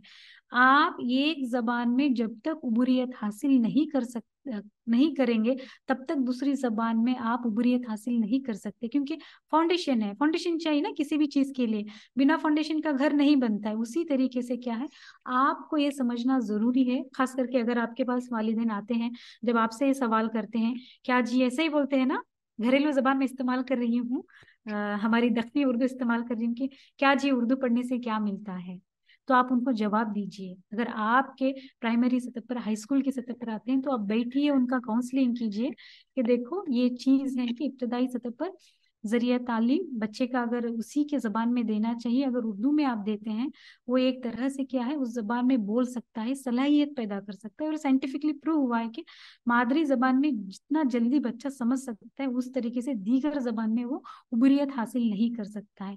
क्योंकि देखिए, एक्सप्रेशन जो है, आपके इमोशंस का इजहार करना, आपके जज्बातों का इजहार करना, उसके लिए एक मीडियम ऑफ इंस्ट्रक्शन चाहिए। मैं आप सुबह भी तबरेज से बता रही थी कि कुछ कौवा भी गा आवाजें करते हैं, तो हम वो लैंग्वेज नहीं समझ सकते हैं। तो उसी तरह जो है किसी एक जबान, उसकी मादरी जबान में जब तक वो कमांड नहीं हासिल कर सकता, दूसरे उलूम में, दूसरे लैंग्वेजेस में वो क्या है, कमांड ला ही नहीं सकता है। फाउंडेशन सही नहीं है तो आप बच्चे से उम्मीद नहीं लगा सकते कि इंग्लिश में फर बोल दिया। आज हमारे माशरे में यह तस्वुर बन गया है कि कोई अगर अंग्रेजी जबान में बात कर रहा है तो उसको इंटेलेक्चुअल कहते हैं, बहुत इंटेलिजेंट है कहते हैं। बिल्कुल गलत तस्वुर है, इट इज टोटली रॉन्ग। मैं हमेशा कहती हूँ कि इंटेलिजेंस जो है अलग चीज है, और लैंग्वेज इंग्लिश में बात करना, इंटेलिजेंस को और इंग्लिश फर बोलने से कभी भी उसका मवाजना मत कीजिए। ये तो बात आपको मेरे ख्याल से पता ही होगी। तो अब राधा कृष्णन कमेटी ने भी जब ये इब्तदाई सतह पर उन्होंने एक ये भी किया था, उसका कोट है, देखिए राधा कमीशन कमेटी का, it is educationally unsound to make a foreign language the means of acquiring knowledge. It is scientific educationally unsound, यानी इट इज अनफिट टू के फॉरेन लैंग्वेज, यानी कोई भी जबान ले लीजिए आप, अंग्रेजी लीजिए, कन्नड़ लीजिए, हिंदी भी लीजिए। अगर आपकी मादरी जबान उर्दू है, नहीं आप चाहते हैं कि नहीं मेरा बच्चा जो है कन्नड़ मीडियम स्कूल में चला जाए, हिंदी मीडियम में चला जाए, इंग्लिश में चला जाए, तो ये तस्वुर आपको तोड़ना होगा। वालिदैन को आप काउंसलिंग करना ही होगा कि देखो भाई, आपके बच्चे जो है जब तक अपनी मादरी जबान में तालीम हासिल नहीं करेंगे, वो लैंग्वेज पर उबूरियत हासिल नहीं करेंगे, तो दूसरे उलूम में वो सक्सेस हो ही नहीं सकते। आपको बिठा के काउंसलिंग करना है। क्योंकि देखिए, अब मैं देख रही हूँ, बहुत जगह पर मैं देखी हूँ कि उर्दू के जितने भी तलबा आते हैं, वो मेरे ख्याल से मिडिल क्लास फैमिली से आते हैं, बहुत सारे उसी से आते हैं। तो वहां पर ये बात मेरी नजर में आती है कि दोनों पेरेंट में से एक तो एजुकेटेड रहते हैं, एक अनएजुकेटेड रहते हैं। अगर एजुकेटेड भी है तो 10th स्टैंडर्ड 12th स्टैंडर्ड तक सीखे रहते हैं, उससे ज्यादा वो सीखे नहीं रहते हैं। आज माशरे में देखते हैं, अगर कोई ऑटो चलाने वाला भी है या कोई बर्तन मांजने वाली भी औरत है, तो वो ये सोचती है कि मेरे बच्चे को मैं कॉन्वेंट स्कूल में डालूं, कोई इंग्लिश वाले बड़े मदरसे स्कूल में डालूं कि उसकी जो भी है उसका फ्यूचर अच्छा बने। लेकिन आप उर्दू के टीचर हैं, क्योंकि वो तो इतने एजुकेटेड नहीं होते हैं, आप एजुकेटेड हैं, हम एजुकेटेड हैं, हम देखे हैं कि क्या सूरत हाल आगे हो सकता है, तो आप उनको काउंसलिंग करना आपकी सबसे बड़ी जिम्मेदारी होती है। देखिए, उसूल तालीम तो मैंने वही समझा है कि एक जबान में जो है पूरी तरीके से उबूरियत हासिल करना बहुत जरूरी है। फाउंडेशन जो है इब्तदाई सतह पर या सानवी सतह पर ही मुमकिन है, उसके बाद वो फाउंडेशन नहीं बैठता है। तो ये सारी चीजें हैं। इसके अलावा मादरी जबान के ताल्लुक से देखिए, हमारे यहाँ पर एक किताब है, दरसे ज़बान उर्दू की किताब है, वहां पर मादरी जबान के ताल्लुक से एक कोट है। क्योंकि मैं ये यहाँ पर अर्ज करना चाहती हूँ कि ये इंसान के लिए, एक कौम के लिए, देखिए अक्सर देखने में आया है कि किसी कौम को खत्म करना है तो उसकी जबान खत्म कीजिए बोल के, ये जुमला आपने हर जगह अपने आप वो कौम जो है डाउनफॉल में आ जाएगी, ये आपने सुना ही होगा। तो मादरी जबान के ताल्लुक से देखिए, दी लास्ट लेनिन ने एक मशहूर कहानी है, दी लास्ट लेनिन बोलकर, उसका एक पैराग्राफ आपके सामने सुनाती हूँ। देखिए, कोट है उनका, दुश्मनों ने फ्रांस पर हमला कर दिया, बेक बाद दिगर एक एक शहर और गांव दुश्मनों के कब्जे में चले जा रहे हैं। एक गांव के मदरसे में एक मामूर उस्ताद पढ़ा रहा है। देखिए जंग का माहौल है, एक के बाद एक जो है फ्रांस पर हमला हो रहा है, हर जगह पर क्या है वहां पर हमला हो रहा है। तो अगर आम इंसान होता तो छोड़कर भाग जाता ना, लेकिन टीचर का देखिए एक उस्ताद जो है एक जगह क्या है पढ़ा रहा है बच्चों को, और दूर दुश्मन की फौज खड़ी है, वो पढ़ा रहा है और दूर जो है एक दुश्मन की फौज खड़ी है। बहुत जल्द वो गांव भी दुश्मनों के कब्जे में चला जाएगा। तो ये एक ह्यूमन इंस्टिक्ट है कि कोई हम पर हमला करने आता है तो हम ना अपने बहन को देखते हैं ना भाई को देखते हैं, पहले अपनी जान की हिफाजत के लिए भाग जाते हैं। लेकिन एक उस्ताद यहाँ पर देखिए, जंग का माहौल है लेकिन वो पढ़ा रहा है, लेकिन वो भागने की कोशिश नहीं कर रहा है। तजुर्बाकार उस्ताद ने कहा, बच्चों से मुखातिब हो रहा है, अब वक्त नहीं है, शिकस्त लाजमी है, इसलिए आखिरी सबक दे दूं। देखिए वक्त नहीं है, शिकस्त लाजमी है, लेकिन इसके बावजूद भी मैं आखिरी सबक आपको दूंगा। अपनी मादरी जबान को और उसकी अजमत को ना भूलना। देखिए दर्स क्या दे रहा है, ना अपनी मादरी जबान को भूलना ना उसकी अजमत को भूलना। हमारी शिकस्त शिकस्त ना होगी, हमें सब वापस मिल जाएगा, वरना सब बेकार बेसूद। फौज से मुल्क और उसके तहजीब और तमद्दुन को नहीं बचाया जा सकता है, गर्चे बचाया जा सकता है तो सिर्फ मादरी जबान की अजमत से। देखिए मादरी जबान की अजमत से अगर हमारे दिल में हमेशा हमेशा के लिए इसका असर हो जाए तो देखिए ना वो माल की सोच रहा है, ना अपना सोच अपनी जान का सोच रहा है, बल्कि बोल रहा है कि ये लोग हमारी तहजीब ले सकते हैं, हमारी तमद्दुन ले सकते हैं, हमसे हमारी हर चीज ले सकते हैं, लेकिन हमारी मादरी जबान की अजमत हमसे वो नहीं ले सकते हैं। एक उस्ताद जिस पर हमला हो रहा है वो बावजूद भी अपनी जान की फिक्र न करते हुए बच्चों को ये दर्स दे रहा है, और उस्ताद के आखिरी अल्फाज के साथ दुश्मनों की गोली ने उसका सीना छलनी कर दिया, अनकोट। तो देखिए क्या फ्रांस के लोगों ने अपने जबान के लिए इतनी मोहब्बत का इजहार किया, अपनी जान भी गंवाने के लिए तैयार हैं। क्या आज उर्दू वाले इस सतह पर सोच रहे हैं क्या? क्या हम उस सतह पर आज सोच रहे हैं क्या?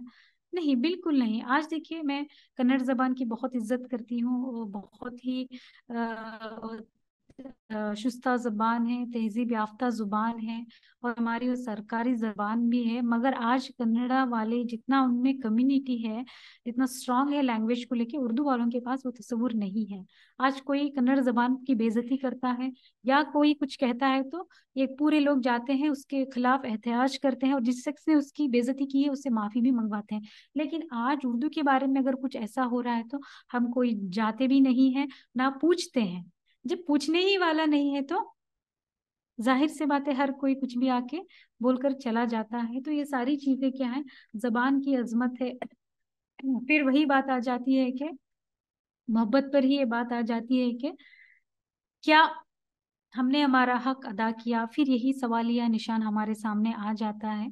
तो देखिए आज का दौर ऐसा हो गया है कि वालिदैन हो या हम हो, ज़बान की तदरीस के एतबार से अगर मैं बात करती हूँ या हुसूल तालीम के एतबार से अगर बात करती हूँ तो पुराने ज़माने में हमने देखा है कि हमारे पास गुरुकुल सिस्टम था, हमारे पास जो है मदरसे का सिस्टम था, जो कि आज भी है लेकिन मजहबी एतबार से है। लेकिन कैसा था उनका दर्स? दर्स क्या था? इल्म देना। देखिए आज के ज़माने में इल्म के मायने और मफहूम ही बदल गए हैं कि चंद नज़में उन्होंने अपने निसाब में रख दिए, चंद अफसाने उन्होंने रख दिए या एक दो गजल रख दिए, रख कर छोड़ दिया कि इस सेमेस्टर के लिए इतना है, बच्चा इतना ही पढ़ के निकल सकता है, और सेमेस्टर सिस्टम की कर दिया है उन्होंने।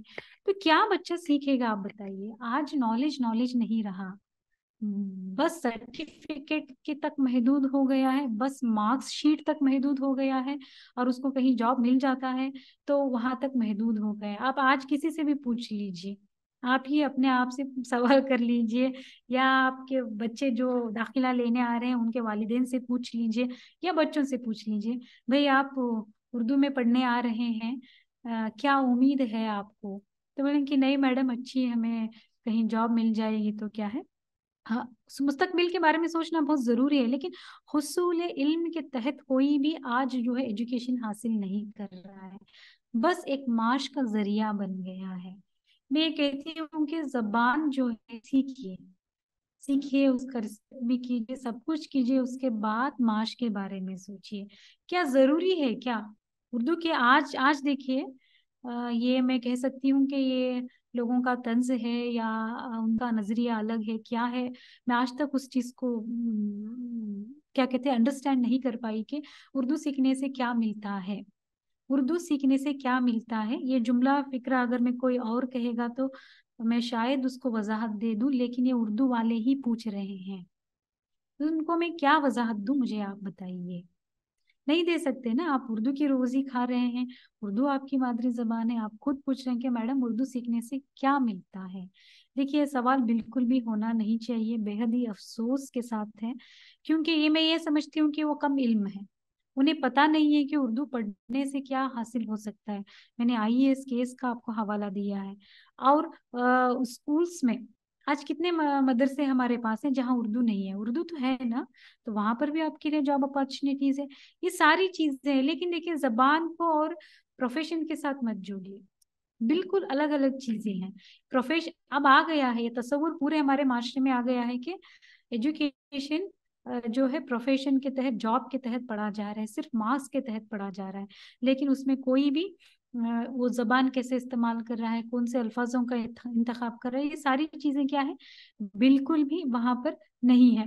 देखिए, आप जब आप जबान पढ़ा रहे हैं, क्योंकि आप एक लैंग्वेज टीचर हैं, तो आपके अंदर भी बहुत सारी चीजों का होना लाजमी है। मैंने कहा कि इब्तदाई सतह पर तलकीदी अमल है, नकल का अमल है, वो सिर्फ प्राइमरी हाई स्कूल की सतह पर ज्यादा होता है, लेकिन हायर एजुकेशन में जब जाते हैं वहां पर भी वो जो है नकल जो है असर करता है। ठीक है, उर्दू के बहुत सारे ऐसे अल्फाजों से जिसका हमने बहुत गलत तरीके से, जैसे कि हमने, अब देखिए शुमाल कहते हैं, ये शुमाल नहीं शिमाल है, ये लफ्ज।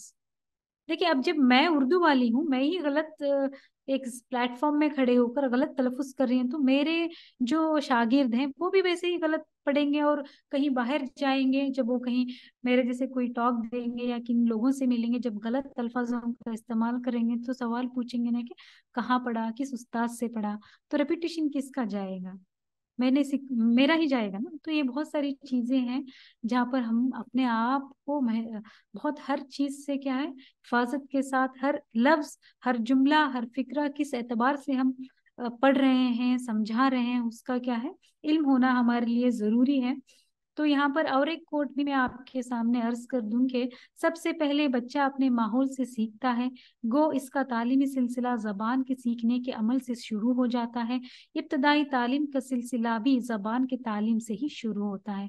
देखिए, बेहतरीन कोट है, इब्तदाई तालीम का सिलसिला भी जबान के तालीम से ही शुरू होता है। तो इब्तदाई तालीम का जो सिलसिला है वो जबान के तालीम से ही शुरू होता है। तो जबान की कितनी अहमियत है, देखिए इब्तिदाई सतह पर जबान जो है बहुत अहम किरदार अदा करता है। अगर कोई उर्दू मीडियम में बच्चा दाखिला ले रहा है, सिर्फ उर्दू पढ़ने के लिए नहीं आ रहा है, वो मीडियम ऑफ इंस्ट्रक्शन उसका उर्दू है, वो इंग्लिश पढ़े, इंग्लिश तो छोड़ दीजिए, कन्नड़ भी छोड़ दीजिए, लेकिन मैथमेटिक्स पढ़ेगा, साइंस पढ़ेगा, सोशल साइंसेस पढ़ेगा ना, 3-4 चीजें हैं, ये उर्दू में पढ़ेगा। अब उर्दू में पढ़ेगा बोले तो उर्दू उसका परफेक्ट होना चाहिए। अब उसको उर्दू परफेक्ट होना चाहिए, तो उर्दू परफेक्ट करने की किसकी जिम्मेदारी है? उस्ताद की जिम्मेदारी है ना। किसी भी जबान को सीखने के लिए 4 चीजों का होना लाजमी होता है, सीखने के लिए और सिखाने के लिए। कि वो पहले से क्या है, मैंने यहाँ पर भी इन चीजों का हवाला दिया था कि पहली चीज क्या है, बुनियादी चीज कि बच्चों को बोलना सिखाना है, उसकी मादरी जबान हो या जिस जबान में भी आपके पास हो, इब्तदाई सतह पर है, उसको पहले आपको बोलना सिखाना है। उसके बाद दूसरा मरहला आता है कि आप उसको कैसे पढ़ा रहे हैं और वो बच्चा कैसे पढ़ रहा है।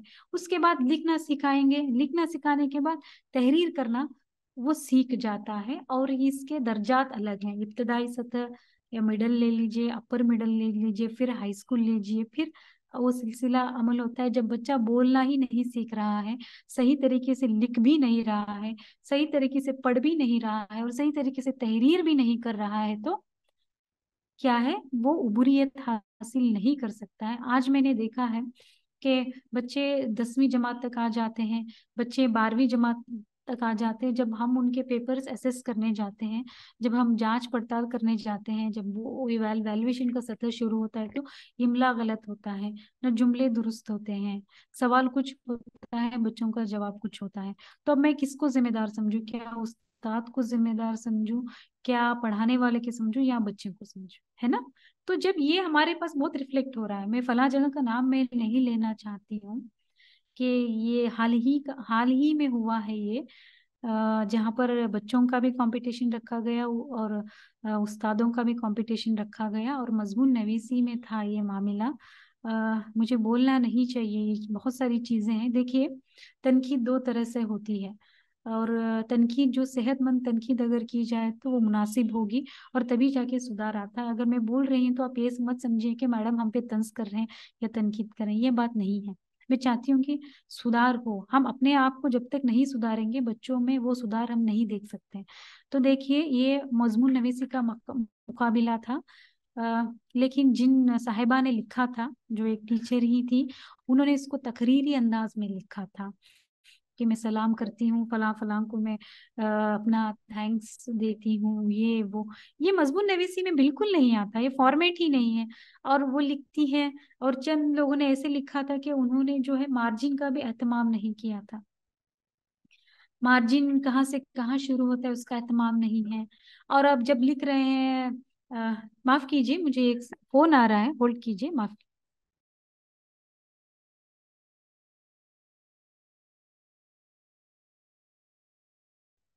तो मार्जिन का भी एहतमाम नहीं है, इमला उन्होंने ठीक से नहीं लिखा है, और जिस मौजू पर उन्होंने लिखा था, मुझे ऐसा लगा जहाँ से कहीं से उन्होंने जो बाहर करके उसको लिखा है। अगर ये टीचर्स की ही ये सतह है, तो बच्चों से आप क्या उम्मीद कर सकते हैं? बिल्कुल नहीं कर सकते ना। तो देखिए, बच्चों में इमले की बहुत गलतियां हैं। तलफ़ुज़ तो जाहिर है, वो स्पीकिंग कैपेबिलिटी आप सुधार सकते हैं, लिखने की कैपेबिलिटी आप कैसे सुधारेंगे? तो इसके दो तरीके हो सकते हैं। अगर आप नज्म की तदरीस कर रहे हैं, आप अफसाने की तदरीस कर रहे हैं, आप गजल की तदरीस कर रहे हैं, जिसकी भी तदरीस कर रहे हैं, तो जाहिरन बात है कि आप पहले उस सबक को पढ़िए, और आप एक जहन में खाका बना लीजिए कि 45 मिनट्स का मेरा क्लासरूम है, और 45 मिनट्स के ये नज्म हो या ये गजल हो, फला अफसाना निगारी की ये अफसाना है, मुझे इतने घंटे में या इतने मिनट्स में से मुकम्मिल करना है। अगर इतने मिनट में मुझे मुकम्मिल करना है, तो मैं कैसे सबक का ऐलान करूंगा या ऐलान करूंगी, और सबक के ऐलान के बाद बच्चों में तजज्जुस कैसे पैदा करूंगी, जुस्तजू कैसे पैदा करूंगी, उसके बहुत सारे तरीके हैं। आप नामालूम से मालूम की तरफ ले जा सकते हैं, मालूम से नामालूम की तरफ। जब सबक का आगाज होता है ना, टॉपिक का जब आप इजहार करते हैं, तो ना मालूम से मालूम की तरफ, मालूम से ना मालूम की तरफ, है ना, ये सारी चीजें वहां पर काम करती हैं। या सवाल जवाब का मरहला भी अपना सकते हैं। और आप अल्फाजों का इंतखाब कीजिए, सबक आप उठा लीजिए, बहुत सारे अल्फाज होते हैं, एक अलग जगह से आप उसका नोट डाउन कीजिए। और बोर्ड का बहुत अहम है, आप ये याद रखिए, टीचिंग सिर्फ जो है पढ़ना नहीं है। क्लासरूम में जाते ही आज मुझे फला किसकी है नज़म पढ़नी, तो मैं ले जाऊंगी जाकर। तो मैं वही समझा रही थी कि आप सालाना प्लान भी बना सकते हैं, क्योंकि आप तमाम ने बीएड भी किया होगा, डीएड भी किया होगा, वहां पर ये बहुत सारी चीजें होती हैं कि लेसन प्लान किस तरीके से किया जाता है, या फिर माइक्रो टीचिंग उसमें आ जाता है। फिर उसके हवाले से बच्चों को क्लासरूम एक्टिविटीज कैसे दे सकते हैं। क्लासरूम एक्टिविटीज में अगर जबान के एतबार से उनमें अगर आपको और ज्यादा सलाहियतें पैदा करना है, तो एक तरीके कार आप अपना सकते हैं कि क्लासरूम में दाखिल होते हैं तो आप देखेंगे कि आज आपको किसकी नज़म पढ़ानी है, या जो आपका निसाब है उसके तहत आप जाएंगे, और उसके बाद फला नज्म है, अब इकबाल की ही नज्म कोई ले लीजिए, शुआए उम्मीद से अगर आप वो लेना है। लेकिन आप क्लासरूम में दाखिल होते ही आप क्या करेंगे? पहले तो आप क्लासरूम में दाखिल होते ही बच्चों का मिजाज जानने की कोशिश करेंगे। बाज दफा ये होता है कि फर्स्ट आवर में बच्चे जो होते हैं बहुत एक्टिव होते हैं, सेकेंड आवर में भी एक्टिव होते हैं, थर्ड फोर्थ आवर आते आते और खाने के बाद के ब्रेक के बाद तो बेचारे नींद के आगोश में ही रहते हैं। अक्सर आपने देखा होगा, ये मरहला होता है वहां पर जो है, जिससे बॉडी को एक्सरसाइज करने से पहले आपने देखा होगा, कुछ भी एक्सरसाइज शुरू करने के लिए वार्म अप एक्सरसाइज होता है। ताकि बॉडी एक्सरसाइज के लिए रेडी होने के लिए वार्म अप्स के चंद एक्सरसाइज होते हैं। बिल्कुल उसी तरह क्लासरूम में आप जब चाहते हैं टीचिंग या आप दर्स शुरू करने से पहले क्या है, आप उनको वार्म अप करना है। कैसे वार्म अप करना है? जब तक आप हंसते खेलते उनके सामने नहीं जाएंगे, उनका मूड ठीक नहीं होगा। एक तो दोपहर का खाना हुआ रहता है, या फलां टीचर ने डांट दिया, जो भी हुआ, वो उनकी जहनी कैफियत को समझने की कोशिश कीजिए कि किस मूड में है। आप जाएंगे क्लासरूम में, जाते ही क्या है, बच्चे तो जाहिर है उठेंगे, सलाम मैडम करेंगे, कलाम करेंगे, आप बैठ जाइए, 2 सेकंड उनसे बात करने की कोशिश कीजिए, 2 ही सेकंड। ये कोई गलत बात नहीं कि क्लास में जाके टीचर सिर्फ टीचिंग ही करे, ऐसी कोई बात नहीं है, क्योंकि इब्तदाई सतह पर बच्चे हैं आपके पास, तो आपकी उनकी जहनी कैफियत को समझना और उनमें उनको मदद करना आपकी फर्स्ट प्रायोरिटी हो जाती है। जाते ही थोड़ा लाइट अप कीजिए कि क्या कर रहे हैं, कि कौन बच्चा कहाँ बैठा है, किस एतबार से बैठा है। एक चंद ही हौसला अफजाई के अल्फाज कि पढ़ो फला दिन ये जो है हमारा इस मौजू पर कुछ भी हुआ था, तो वो कर सकते हैं। और आप ये भी कर सकते हैं कि अब इकबाल के बारे में, इकबाल की तस्वीर भी ले जा सकते हैं, तो डालेंगे कि बच्चों से पूछ सकते हैं कि ये क्या आप इनको जानते हैं, कौन है ये। अगर कोई बच्चा जवाब भी देता है तो आप उसको शाबाशी देंगे। उसके बाद क्या करेंगे आप, क्या इकबाल के बारे में और तफसीलात से पूछ सकते हैं। अगर नहीं है तो आप खुद क्या है, आप इकबाल के तारुफ भी करा सकते हैं। अगर मालूम की ना मालूम से मालूम की तरफ का एक तरीकाकार है, मालूम से ना मालूम की तरफ भी है। देखिए पिछले दर्जात में भी बच्चे सीखे रहते हैं। ये हो भी सकता है कि अब सेकंड क्लास में भी इकबाल की कोई नज्म होती है और थर्ड स्टैंडर्ड में भी इकबाल की कोई नज्म हो सकती है। तो आपको वो सबक शुरू करना है तो आप जाके तस्वीर भी दिखाएंगे और बात भी करेंगे।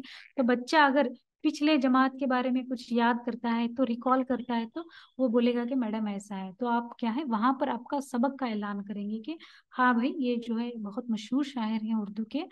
तो इस तरीके से आप वो सबक का ऐलान कर सकते हैं और नज्म का इंतखाब करेंगे। नज्म के इंतखाब में किरात की जो बुलंद ख्वानी है, आपको पहले बुलंद ख्वानी के साथ पढ़ना है। वो नज्म हो चाहे गजल हो, आप अच्छे से पढ़ेंगे।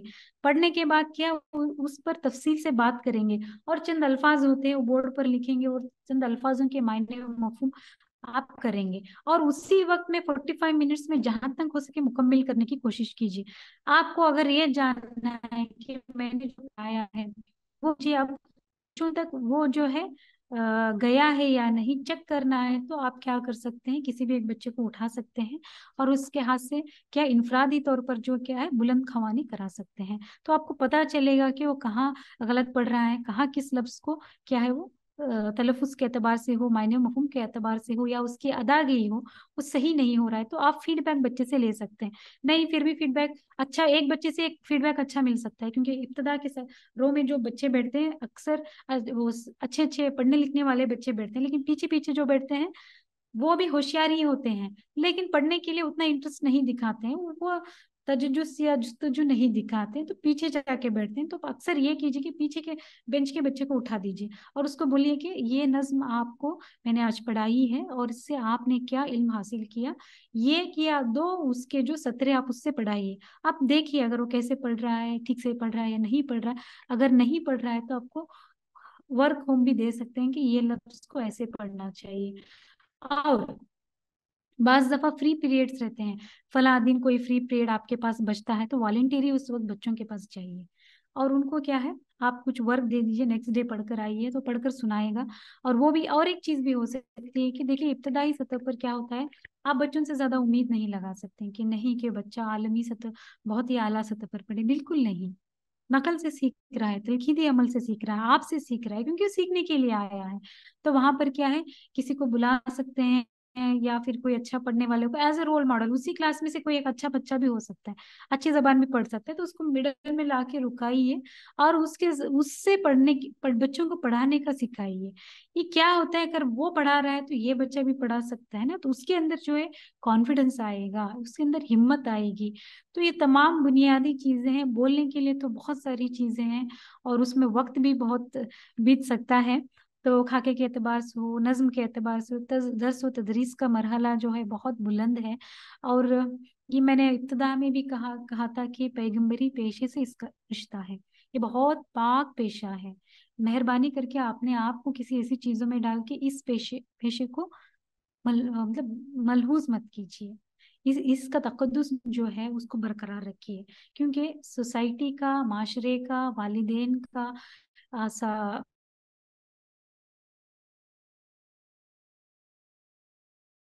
जो रखने की कोशिश कीजिए, क्योंकि आज माशरे में देख रहे हैं ऐसे असातिज़ा हैं इतनी तरीके से बच्चों को असॉल्ट करते हैं, उनको टीचर कहना भी हमारे लिए आज शर्म का बाश बन गया है ना। मानते होंगे ये सारी चीजें आप। तो अपने आप को बरकरार रखिए। जो भी बच्चा आपके पास आ रहा है, आप उसको ये समझिए कि आपका खुद का बच्चा है।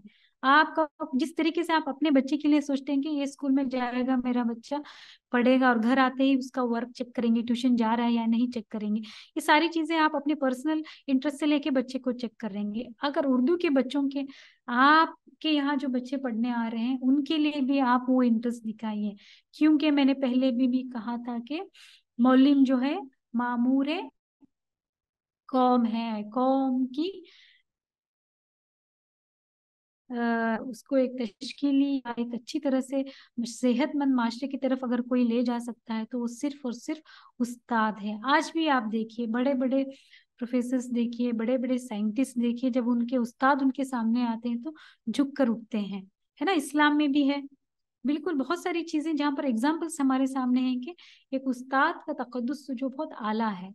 तो मैं समझती हूँ कि मैं आपको यहाँ तंज करने के लिए नहीं आई हूँ, ना ही तनकीद करने के लिए आई हूँ।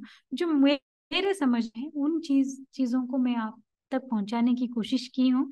उम्मीद करती हूँ कि मेरा जो ये एक टॉक रहा या जो मरहला रहा आपको फायदामंद या मुफीदमंद हुआ होगा। तो इब्तिदा में ही आपके जो जिन्होंने निजामत की थी उन्होंने कहा था कि ये एक 1-on-1 सेशन है। अगर आप मुझसे बात करना चाहते हैं, कुछ पूछना चाहते हैं तो आप पूछ सकते हैं। मुझे बहुत ही और कुछ मसले मसाइल हैं तो इन पर भी हम बात कर सकते हैं। आपके कुछ सवालात हो तो पूछ सकते हैं, 5 मिनट का वक्त दिया जाएगा। अगर किसी को सवाल पूछना है तो हैंड रेस कर सकते हैं। जी 3 लोगों ने हैंड रेज किया। ये रहा था तो हेलो हेलो जी जी हेलो अस्सलाम वालेकुम। जी सर बोलिए। सर कुछ नहीं, मैडम तो हमारे सबके लिए बाइस से फक्र हैं कि जबान उर्दू जबान की इतनी मोहब्बत, इतनी अहमियत इनके दिल में है कि हम खुद शर्मिंदा हैं कि मैडम जो है वो ऐसी उर्दू का इस्तेमाल किए कि आज बहुत बेहतरीन दिन था मेरा, और मुझे मेरा रूह खुश हो गया आज। बहुत ही उम्दा सेशन था ये हमारे सबके लिए। मैं मैडम का तमाम असातिज़ा की जानिब से दिल की अमीर गहराइयों से मैडम का मैं शुक्रिया अदा करता हूँ। और सवाल तो कुछ नहीं, वो इस मैडम ने बहुत एक उम्दा बात कही कि कोई भी मादरी जबान ये प्रोफेशन के लिए इस्तेमाल नहीं किया जाता, बल्कि ये जबान जो है, मादरी जबान जो होती है, ये एक जिंदगी गुजारने का एक बेहतरीन तरीका और एक इंसान में जो है एक तालीमी शऊर पैदा करने के लिए मादरी जबान में तालीम हासिल करना बेहद जरूरी है। मैडम की बात मुझे बहुत पसंद आई। मैं तमाम असातिज़ा की जानिब से मैडम का मैं दिलो जान से शुक्रिया अदा करता हूँ। इतना कहते हुए मैं मेरी बात खत्म करता हूँ। अस्सलाम वालेकुम। बहुत बहुत शुक्रिया आपका। बहुत मोहतरम एक सबमिशन। मोहतरम असातिज़ा, आप अपने क्वेश्चंस क्वेरीज बोल सकते हैं। शुक्रिया अदा करने के लिए हमने रामनगर से जो है आसमा मैडम है। अगर आपके जुबान के लिहाज से कोई भी क्वेश्चंस आप करना चाहते हैं तो मैडम से कर सकते हैं। जो भी क्वेरीज हैं आप इमीडिएटली पूछ सकते हैं।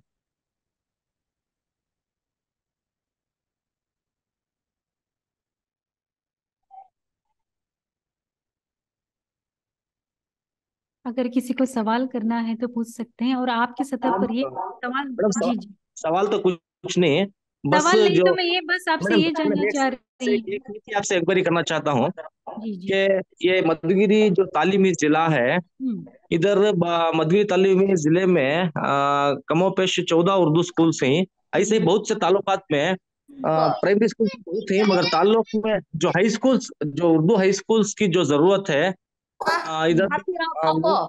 हाँ हेलो स्केल हरक कि मैं मरद बच्चे पूरे चलो मुनदा हाँ जुत्ती म्यूट कर लियो फोन वो। स्कूल में अगर तुम्हें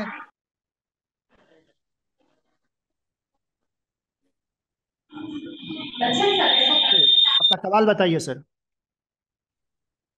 हेलो सर। जी सर, बात कीजिए सर जी। मैडम कुछ नहीं, ताल्लुक ही सतह में है, अगरचे एक हाई स्कूल भी हो जाए, जहां जहां पर हाई स्कूल की जरूरत है उर्दू जराए तालीम की, इंशाल्लाह आप बड़े अफसरान के साथ बात करेंगे तो ठीक होगा, और जो उर्दू हाई स्कूल की जरूरत है वो भी पूरी हो जाएगी मैडम हर ताल्लुक में। जी, क्यों ये इसकी ऐसा तादाद करेंगे। कम है? जी सर, इसकी तादाद कम है क्या हाई स्कूल की सतह पर उर्दू? हाँ हाँ हाँ मैडम, जो हमारा मधुगिरी ताल्लुक जो है, इधर 14 प्राइमरी मदारिस हैं मगर हाई स्कूल एक भी नहीं है। हाई स्कूल की जरूरत है मैडम इधर पे। इस ऐसा आप अगर अफसरान के जरिए करेंगे तो बहुत फायदा होगा मैडम उर्दू जबान की तरक्की और उर्दू जबान की फरोख के लिए मैडम। आप जो है एक नोट भी लिख सकते हैं, वो 14 हाँ, स्कूलों का हवाला भी दे सकते हैं। अच्छा मैडम। और ये सवाल भी, 14 स्कूल्स में उर्दू के बच्चे सीख रहे हैं तो हाई स्कूल के लिए कहाँ जाएंगे वो? ये हाँ हाँ। क्वेश्चन मार्क हो सकता है। माइनॉरिटी कमीशन भी लिख सकते हैं, क्योंकि उर्दू जबान जो है माइनॉरिटी कमीशन के अंडर आता है और हमारा हाँ मैडम। एकेडमी है, उनको एक हम्म। रिप्रेजेंटेशन दे। माइनॉरिटीज को आप एक रिप्रेजेंटेशन दीजिए थ्रू प्रॉपर चैनल, यानी आपके डाइट के जरिए अगर वो गया तो एक मिनिस्टर को वगैरह मिलेंगे तो मसला जरूर हल हो सकता है सर। क्योंकि आज जो है माइनॉरिटी के इसके इदारे के जानिब से बहुत सारे काम हो रहे हैं, इंशाल्लाह वो काम होगा, मगर आपको एकेडमी को एक बार अप्रोच करना पड़ेगा, कर्नाटक उर्दू एकेडमी को, और माइनॉरिटी कमीशन को एक बार अप्रोच कीजिए सर। और हो सके तो कभी वक्त मिला तो डिपार्टमेंट आ जाइए सर, हम इंशाल्लाह इस पर ठीक है, गुफ्तगू करेंगे। ठीक है मैडम, शुक्रिया, बहुत शुक्रिया आपका। Okay sir. मैडम, मैं चैटबॉट अस्सलाम में एक वालेकुम। सवाल देख रही थी। जी आपकी जब बात हो रही थी तो कोई मोहतरमा नगमा बानो साहिबा हमारे शायद, तो उनका एक सवाल था कि जबान की तरक्की और फरोग के लिए कुछ तजवीज पेश करें। तो मैं रिपीट कर रही हूँ उनका सवाल, अगर आप कुछ इस बारे में कुछ रोशनी करना चाहें तो प्लीज। जबान की तरक्की और तरवीज के एतबार से अगर देखते हैं, ये एक तो मैंने दो चीजें तभी समझा दी थी कि ये बस मोहब्बत का है। आप जब तक अपनी जबान को मोहब्बत नहीं करेंगे, रिस्पेक्ट नहीं करेंगे, उसकी तरक्की के बारे में आप कैसे सोचेंगे? तो मैंने बहुत तफसील से अभी भी बताया था कि ये उर्दू के प्रोफेसर्स हैं, उर्दू के मौलिम हैं, उर्दू के उस्ताद हैं, वो खुद नहीं चाहते कि अपने बच्चों को उर्दू के स्कूल्स में दाखिला दिलाएं। जब उनका ही इतना तस्वुर गलत है तो आम आवाम से आप क्या उम्मीद कर सकते हैं? देखिए, मरहला एक ये हो सकता है कि आप टीचर एसोसिएशन का फोरम बना लीजिए, उर्दू का, खास करके उर्दू के लिए एक फोरम बनाइए, एक ऐसा अदबी माहौल बना लीजिए जहां पर क्या है, हर वीकली नहीं तो एक मंथली वंस आप एक मीटिंग रखिए। हाई स्कूल की सतह पर ही रहता है उर्दू की टीचर्स। अब मधुगिरी का उन्होंने कहा कि 14 टीचर स्कूल्स है मैडम, ये मसला नहीं हल हो रहा है, तो आप अपना एक फोरम बना लीजिए। फोरम बनाकर वहां पर ये चीजों का आपको डिस्कशन करना पड़ेगा, अदबी एतबार से डिस्कशन करके आगे जाके लोगों को आप अप्रोच कर सकते हैं। देखिए, इसकी तरक्की और तरवीज के बारे में अगर बात हो रही है, आप छोटा सा भी हेल्प करेंगे तो बहुत आगे जाके काम करेगा। ये मत सोचिए कि मैं आज चंद ऐसा वालिदैन को बैठ के कन्विंस किया, 4 बच्चों ने एडमिशन लिया तो फिर आगे नहीं, तो मत सोचिए। आप हर एक छोटी छोटी बहुत कौन होती है, उसको करके आप लोग चाहें तो अपने आप को आगे ले सकते हैं। जवाब तबस्सुम म्यूट करें, शावर तबस्सुम म्यूट करें, शावर तबस्सुम मैडम म्यूट करें।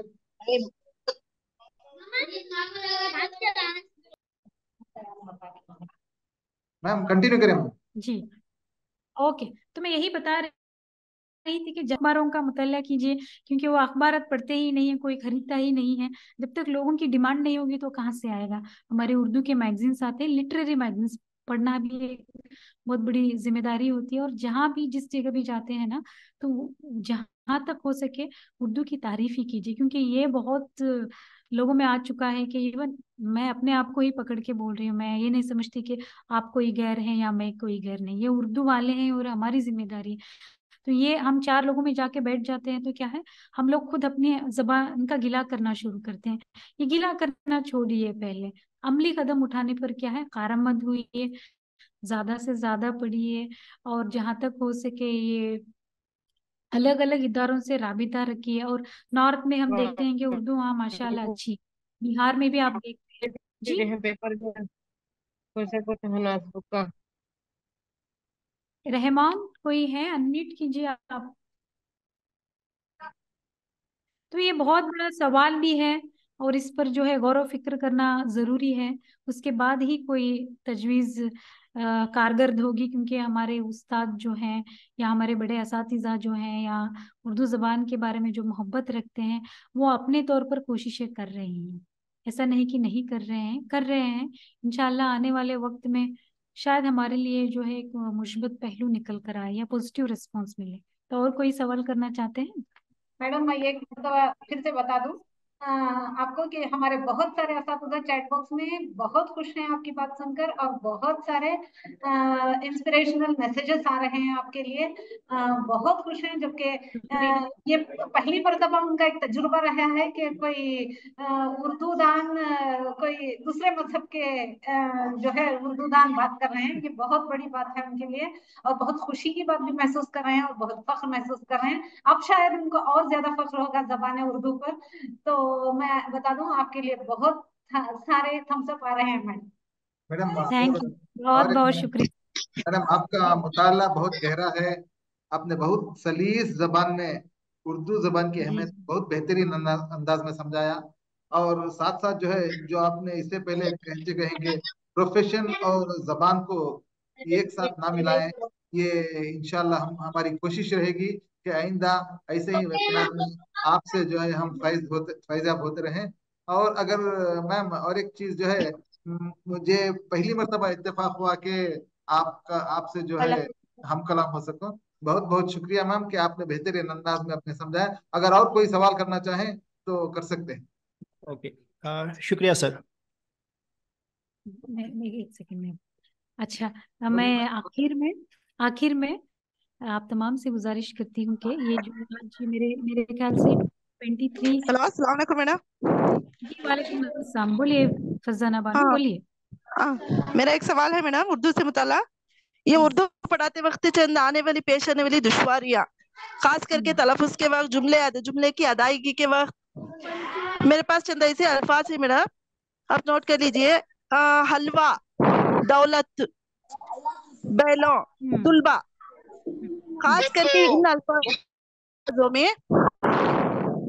मैडम आपको सुनाई दे रहा है? जी बिल्कुल बोलिए। हाँ, मैडम ऐसे अल्फाज की तलफ़ुज़ की अदायगी के वक्त बच्चे खास करके आम तौर पर गलतियां करती, जैसे कि लाम और अलीफ में फर्क नहीं मालूम होता उनको।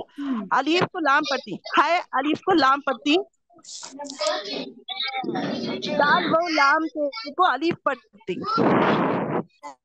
और ये बे ये लाम वो नून को अलीफ की जगह लाम नहीं पढ़ते, लाम की जगह अलीफ नहीं पढ़ते। इसमें बहुत दिक्कत होते बच्चों को खास करके। अब इसमें थोड़ा सा आप मुझे कुछ कैसे पढ़ाना, इसमें कैसी इसकी अदायगी निकलती है, थोड़ा इसके बारे में तफसील से बताइए मैडम। बच्चों को खास ये कॉन्सेप्ट है उनके दिमागों में, हम कैसा ला सकते हैं अलीफ और लाम में फर्क उनको पहचानना, और जुमले पढ़ते वक्त अलीफ और लाम में खास करके ना फर्क करती, गलत पढ़ती। जी जी फरजाना, ये जो आपने सवाल किया है, हम व्हाट्सएप के जरिए तफसील में इसके जवाब आपको जरूर देंगे, क्योंकि बहुत डिस्टर्बेंस हो रहा है। हाँ मैडम। जी मैडम, इतना बताने के लिए तो शुक्रिया। जी जी ओके ओके, मैं तबरेज जी को व्हाट्सएप कर देती हूँ ये तमाम चीजें। और यहाँ पर बहुत सारे असातिज़ा यहाँ पर इस प्रोग्राम से जुड़े हुए हैं, उनसे मैं यही गुजारिश कर रही हूँ कि देखिए, आप घरेलू जबान जो है किस बारे में आते हैं, किसी भी प्रोग्राम दाखिल होते हैं, घरेलू घरेलू जबान का इस्तेमाल मत कीजिए। ये शऊरी और लाशऊरी तौर पर बच्चों पर बहुत असर करता है। ये देखिए, मैं हर अस्सलाम वालेकुम मैडम। उर्दू जानने वालों से मेरी हमेशा से रही है। जी वालेकुम अस्सलाम। मैडम मैं जो फरजाना मैडम सवाल किए, मैं इसका जवाब बोल सकता हूँ क्या मैडम? बोलो बोलो। जी जी जो बोलिए। आपने बताया। जी सर, बताइए, आपका सवाल बताइए, आप जो बताना चाहते थे बताइए सर।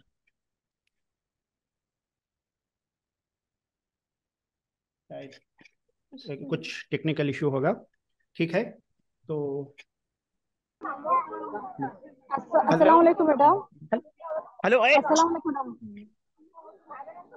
अस्सलाम वालेकुम जी मैडम बताइए, आखिरी सवाल बताइए। सर। मैं रज़िया मैडम बात कर रही हूँ। मैं इससे पहले भी अनुपम मैडम को आपकी एक क्लास सुन चुकी हूँ, यानी फातिमा जहरा, सैयद तबरेज सर, इमरान सईद सर के पास सर आपके क्लास सुन चुकी हूँ, दूसरी बार सुन रही हूँ। आपकी एक क्लास से यानी मोटिवेशन जो स्पीच है बहुत बहुत ही उम्दा थी। बोल रही हूँ, बोलो ना को कर काटना मुझे बोल रही हूँ। हेलो हेलो हेलो या मैडम आप बताइए। हेलो तो मैं ये दूसरी बार आपकी स्पीच सुन रही हूँ। बहुत ही खुश और तमाम असातिज़ा को आपकी स्पीच से बहुत ही फायदा हुआ।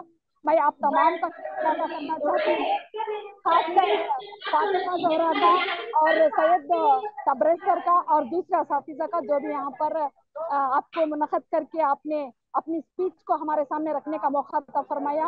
और मैं बहुत शुक्रगुजार हूँ मैडम, मैं बेहद शुक्रगुजार हूँ मैडम। जी बहुत बहुत शुक्रिया। सवालों का सेशन यहाँ पर क्वेश्चन आंसर हेलो अस्सलाम वालेकुम मैडम। जी हेलो जी बताइए जी, आखिरी सवाल है आपका, बताइए। जी मैं आखिर में जिला तुमकुर, मधुगेरी और नामनगर के डाइट के जो जिम्मेदारान हैं, उनके अराकीन और केयरिंग विद कलर्स तमाम का और आप तमाम असातिज़ा का जिन्होंने इतने वक्त तक मेरे इस टॉक को सुना और मुझे उम्मीद करता हूं कि आज के इस मोटिवेशन सेशन में जिस तरह अनुपमा पॉल साहिबा ने जबान की तदरीस में असातिज़ा का किरदार के बारे में जो बातें बताई हैं, आपको पसंद आए होंगे। असातिज़ा इकराम के जिस तरह आज के इस कॉर्पोरेट दौर में एक तालिबुल इल्म को एक से ज्यादा जबानें सीखनी चाहिए, खुसूसी तौर पर मेहनत कीजिए।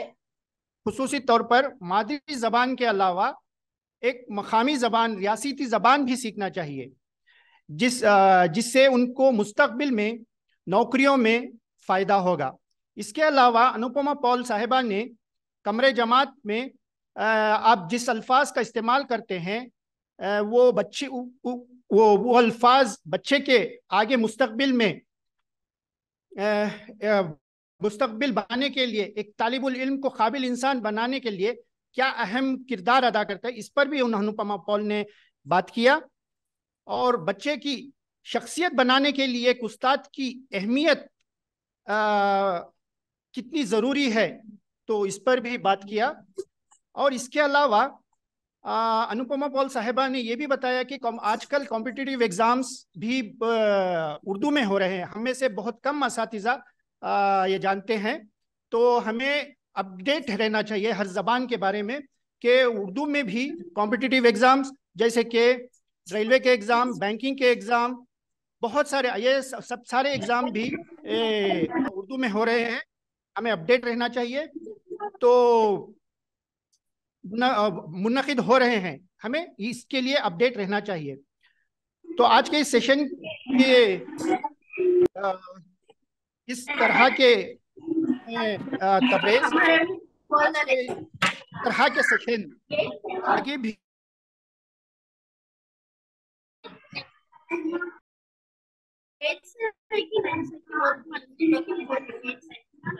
आज के इस मोटिवेशन सेशन में ज्वाइन होने के लिए तीनों अजला के डायट ECO मोहतरमा फातिमा ज़हरा, जिन्ना सर, अस्मा मैडम और DIET principal Manjunath sir, Mohammed Ahmed sir और तमाम असातिज़ा का दिल की गहराई से शुक्रिया अदा करता हूँ। और आज के सेशन के रूह रवां अनुपमा पॉल साहिबा का तीनों डायट और केयरिंग विद कलर की जानिब से शुक्रिया अदा करता हूँ, जिन्होंने अपनी मसरूफियात को बाला ताक रख कर हमारी एक आवाज़ पर लब्बैक कहा। असातिज़ा इकराम, इस तरह के मोटिवेशन सेशन आगे भी होते रहेंगे। अब तमाम से गुजारिश है कि ज्वाइन होकर इस सेशन को कामयाब करें। मैं तबरेज़ आप तमाम असातिज़ा का और अनुपमा पॉल साहिबा का दिल की गहराई से एक बार फिर शुक्रिया अदा करता हूँ। शुक्रिया।